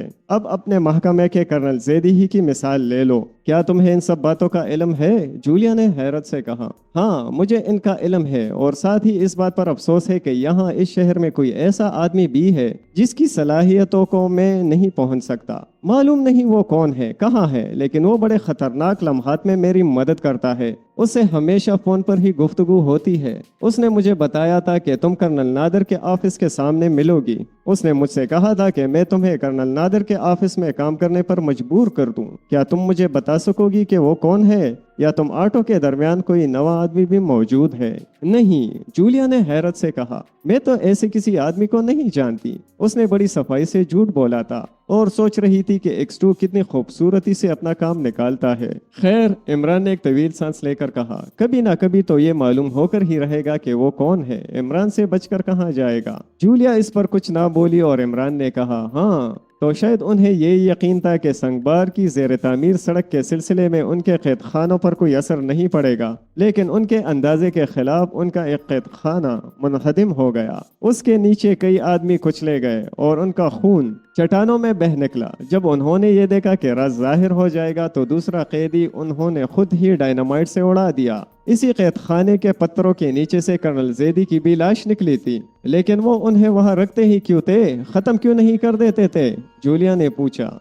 ہو سکتا ہے کہ بہتیروں کو ختم بھی کر دیتے رہے ہوں۔ میرا خیال ہے کہ وہ محض ان لوگوں کو زندہ رکھتے تھے جن سے کوئی اہم راز معلوم ہو جانے کا امکان نظر آتا تھا۔ مگر تم ان کے خلاف ثبوت کیسے مہیا کرو گے؟ میں آج دن بھر جک نہیں مارتا رہا ہوں۔ میں نے ان کے کئی خفیہ اڈوں کا پتہ لگایا ہے جہاں سے کرنل نادر کے خلاف کافی مواد مل جائے گا۔ اس سے بھی زیادہ اہم بات یہ ہے کہ میں ان کے سرغنہ کو پہلے ہی پکڑ چکا ہوں۔ پوری داڑھی والا ایک غیر ملکی جو بڑی فصیح اردو کسی اہل زبان کی طرح بولتا تھا۔ وہ تمہیں کہاں ملا؟ جولیا نے حیرت سے کہا۔ انہی خفیہ اڈوں میں سے ایک میں۔ پہلے وہ ریکسٹن اسٹریٹ کے آصف زدہ مکان میں رہتا تھا۔ بہرحال اگر یہ سارے ثبوت نہ ہوتے تب بھی میرا کام تو بن ہی گیا تھا۔ ثبوت کے لیے یہ درازقد آدمی کافی ہوتا جس کی انگلیوں کے نشانات پروین کے فلیٹ میں ملے تھے، اور اس کے علاوہ اس کی انگلیوں کے نشانات کرنل زیدی کی میز اور کرسی پر بھی ملے تھے۔ پروین بھی اس گروہ سے تعلق رکھتی تھی۔ اسے صرف اسی لیے قتل کر دیا گیا کہ وہ میری نظر میں آ گئی تھی۔ ہاں ٹھہرو، لینڈ کسٹم پوسٹ کی عمارت آ گئی تھی۔ مجھے بہت شدت سے پیاس لگی ہے، میں پانی پی کر آتا ہوں۔ عمران کار روک کر نیچے اتر گیا۔ وہ دراصل یہاں سے کیپٹن جعفری کو بحیثیت X2 فون کرنا چاہتا تھا۔ اس نے اسے اطلاع دی کہ عمران جولیا سمیت 2 مجرموں کو لا رہا ہے۔ وہ اپنے آدمیوں سمیت ماڈل ٹاؤن کے باہر پہنچے۔ اندھیرا پوری طرح پھیل گیا۔ عمران واپس آیا، کار سٹارٹ کی اور پھر انجن بند کر کے کچھ بڑبڑاتا ہوا نیچے اتر گیا۔ وہ خواہ مخواہ دیر کرنے کے لیے بونٹ اٹھا کر انجن دیکھنے لگا۔ مقصد دراصل یہ تھا کہ اتنی دیر میں جولیا کے دوسرے ساتھی ماڈل ٹاؤن کے قریب پہنچ جائیں اور وہ ڈرامائی انداز میں اس ڈرامے کا ڈراپ سین کر دیں۔ تقریباً 15 منٹ بعد وہ پھر اپنی جگہ پر بیٹھتا ہوا جولیا سے بولا، کیا تم نے کوئی حرکت کی تھی انجن کے ساتھ؟ نہیں تو، مگر یہ بتاؤ کہ تم یک بیک ان جھاڑیوں میں کیسے جا پہنچے تھے؟ مجھے یہ دراز قد آدمی اپنے ساتھ ہی لے آیا تھا۔ کیا مطلب؟ ارے میں اسی وین کے پچھلے حصے میں چھپ گیا تھا اور تم اتنی دیر تک خاموش رہے تھے؟ جولیا دان پیس کر بولی۔ اس وقت بھی کچھ نہیں بولے جب وہ سور کا بچہ مجھے اٹھا کر جھاڑیوں میں لے گیا تھا۔ آہا، مجھے لطف آ رہا تھا۔ تم نے خوب تمانچے لگائے تھے اس کے۔ کبھی نہ کبھی اس کا بدلہ ضرور لوں گی۔ قبل اس کے کہ عمران کچھ کہتا، اچانک اسے کار کی رفتار کم کر دینی پڑی۔ سامنے 7 آدمی راستہ روکے کھڑے تھے۔ عمران ہارن پر ہارن دیتا رہا لیکن وہ اپنی جگہ سے ہلے تک نہیں۔ اس نے کار روک دی اور پھر سارجنٹ ناشاد کی آواز آئی، اتر آؤ بھتیجے، چپ چاپ، خیریت اسی میں ہے۔ دیکھا تم نے؟ عمران کسی لڑاکا عورت کے انداز میں جولیا کے شانے پر ہاتھ مار کر بولا، یہ لوگ آ گئے میری محنت پر بات کرنے، خدا انہیں غارت کرے۔ بھتیجے تم نے سنا نہیں؟ سارجنٹ ناشاد نے پھر للکارا اور دوسرے ہی لمحے میں کسی نے دروازہ کھول کر عمران کو نیچے کھینچ لیا۔ ارے تم بیٹی دیکھ رہی ہو، تمہیں بیڑیا لے جائے۔ عمران نے جولیا کو مخاطب کیا مگر وہ کچھ نہ بولی۔ ویسے اسے بھی ان لوگوں کو یہ حرکت گرا گزری تھی لیکن وہ جانتی تھی کہ جو کچھ بھی ہو رہا ہے X2 کے حکم سے ہو رہا ہے۔ اس بیچاری کو کیا علم کہ X2 اس وقت بھی اس کے قریب کڑا ان سب کو اچھی طرح الو بنا رہا ہے۔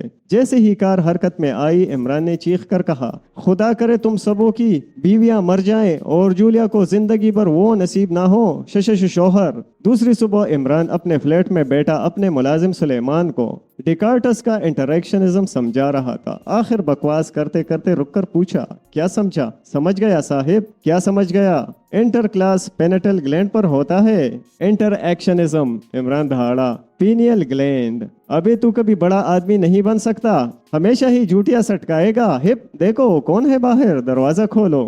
بند دروازے پر بڑی دیر سے کوئی دستک دے رہا تھا۔ سلیمان نے اٹھ کر دروازہ کھولا اور سامنے کیپٹن فیاض نظر آیا اور عمران نے چیخ کر کہا، ابے او سلیمان کے بچے، یہ تو نے کیا کیا؟ فیاض اندر آ گیا اور قہرآلود نظروں سے عمران کو گھورتا رہا۔ سلیمان چپ چاپ وہاں سے کھسک لیا۔ کچھ بھی ہو، فیاض غرایا، تمہارے ہتکڑیاں ضرور لگاؤں گا۔ تم نے مجھے بھی ذلیل کرنے کی کوشش کی ہے۔ کیا تم مجرموں کو براہ راست میرے حوالے نہیں کر سکتے تھے؟ میرے پاس تمہارا وارنٹ ہے اور چونکہ پروین کے ریوالور پر تمہاری انگلیوں کے نشانات ملے تھے اسی لیے تم عدالت ہی میں اپنی صفائی پیش کرو گے۔ میں یہی اپنی صفائی پیش کر سکتا ہوں، عمران نے گلوگیر آواز میں کہا۔ میں صبح اٹھ کر نہایا ہوں، دانت صاف کیے ہیں ہمدرد منجن سے، اور ہاتھ کی صفائی تم بارہا دیکھ چکے ہو۔ ویسے میں تمہیں اس طبقے کا آدمی نہیں سمجھتا جس کا رزق پیٹ کی صفائی پر منحصر ہے۔ اتنی صفائیاں دے چکا، اب اگر تم اتنی ذرا سی بات کے لیے عدالت میں کھینچو تو خدا کرے تمہاری بیوی بیوہ ہو جائے۔ تم شاید مذاق سمجھتے ہو۔ فیاض جیب میں ہاتھ ڈال کر وارنٹ نکالتا ہوا بولا، یہ ہے وارنٹ، اور دوسری جیب میں ہتکڑیوں کا جوڑا۔ میں مجبور ہوں، یہ تمہارے والد صاحب کا حکم ہے کہ تمہارے ساتھ کسی قسم کی رعایت نہ کی جائے۔ ارے یار، میں ان کا بیٹا ہوں، رشوت میں نہیں ملاتا۔ عمران نے بھی جیب میں ہاتھ ڈال کر ایک کاغذ نکالتے ہوئے کہا، میرا خیال ہے کہ ہم دونوں اپنے کاغذ بدل کر انہیں غور سے پڑھیں۔ فیاض کا چہرہ تاریک ہو گیا۔ اسے مجرم محکمہ خارجہ کے توسط سے ملے تھے اور محکمہ خارجہ کے سیکرٹری سر سلطان تھے۔ ایسی حالت میں اس سے پہلے ہی خدشہ تھا کہ شاید وہ عمران پر ہاتھ نہ ڈال سکے۔ وہ جانتا تھا کہ سر سلطان کی نظروں میں عمران کی کتنی وسعت ہے۔ ویسے یہ بات تو اس کے فرشتے بھی نہیں سوچ سکتے تھے کہ عمران بھی محکمہ خارجہ کے کسی شعبے کا اعلیٰ آفیسر ہو سکتا ہے۔ اس نے عمران کے ہاتھ سے اپنے حاصل کیے ہوئے وارنٹ کی منسوخی کا حکم نامہ لے کر دیکھا اور اس کے ہونٹ بھی خشک ہو گئے۔ میں نہیں مانتا، فیاض نے کسیانے انداز میں کہا۔ ابھی معلوم کیے لیتا ہوں، پھر دیکھوں گا تمہیں۔ اس بار ذرا سرما لگا کر دیکھنا تاکہ میں وہی کا وہی مر کر رہ جاؤں۔ ارے باپ رے، ذرا سوچو تو، تمہاری آنکھوں میں سرما، ہائے ہائے۔ فیاض نے ٹیلی فون اپنی طرف کھینچ کر کسی کو فون کیا اور جب گفتگو شروع کی تو معلوم ہوا کہ وہ اسی مجسٹریٹ سے ہم کلام ہے جس نے عمران کی گرفتاری کا وارنٹ جاری کیا تھا، لیکن شاید دوسری طرف سے ملے ہوئے جوابات مایوس کن تھے، کیونکہ ذرا سی ہی دیر میں فیاض کے چہرے پر مردنی چھا گئی اور آنکھوں سے بے بسی جھلکنے لگی تھی۔ ریسیور رکھ کر اس نے جیب سے رومال نکالا اور پیشانی سے پسینہ پہنچتے ہوئے بولا، یہ تو منسوخ ہو گیا۔ کوکا کولا منگواؤں تمہارے لیے؟ عمران نے بڑے ادب سے پوچھا۔ آج ہی میں استعفیٰ دے رہا ہوں۔ فیاض داڑا، اس طرح تم اپنی آئندہ نسلوں پر رحم کرو گے؟ خدا تمہاری مغفرت کرے۔ استعفیٰ دینے کے بعد سیدھا یہیں آنا سپر فیاض، میں تمہیں دوسرا دندہ بتاؤں گا۔ بکواس بند کرو، فیاض نے دان پیس کر کہا اور کمرے سے نکل گیا۔ عمران کے ہونٹوں پر شرارت آمیز مسکراہٹ تھی۔ پھر اچانک فون کی گھنٹی بجی اور عمران نے ریسیور اٹھا لیا۔ دوسری طرف جولیا تھی۔ اس نے عمران کے ٹیلی فون کے وہ نمبر ڈائل کیے تھے جو ٹیلی فون ڈائریکٹری میں موجود تھے۔ ہلو عمران، عمران کا جنازہ تیار ہے، آ کر شرکت کرو، وہ رو دینے والی آواز میں بولا۔ تم لوگ بڑے احسان فراموش ہو، تمہارے لیے میں نے اتنی محنت کی اور تم نے میرے ساتھ یہ برتاؤ کیا۔ میں کیا کرتی، دوسروں نے الو بناتی ہو مجھے یہ اسی کی حرکت معلوم ہوتی ہے۔ اسے لکھ لو کہ میں فیاض کی طرح عنقریب اس کا بھی بیڑا غرق کر دوں گا۔ پتہ نہیں تم کس آدمی کا تذکرہ کر رہے ہو، میں ایسے کسی آدمی کو نہیں جانتی، مگر تمہارے وارنٹ کا کیا ہوا؟ تم سے مطلب، تم نے تو اپنا الو سیدھا کر ہی لیا۔ نہیں بتاؤ نا کیا ہوا؟ کچھ بھی نہیں، دروازہ بند کیے بیٹھا ہوں، پتہ نہیں کب گرفتار کر لیا جاؤں، عمران نے کہا اور سلسلہ منقطع کر دیا۔ ختم شد۔ پیارے دوستو، اگر آپ کو ہماری آڈیو بک کہانی پسند آئی ہے تو ویڈیو کو لائک کریں، چینل کو سبسکرائب کریں اور سنتے رہیے امیزنگ اردو۔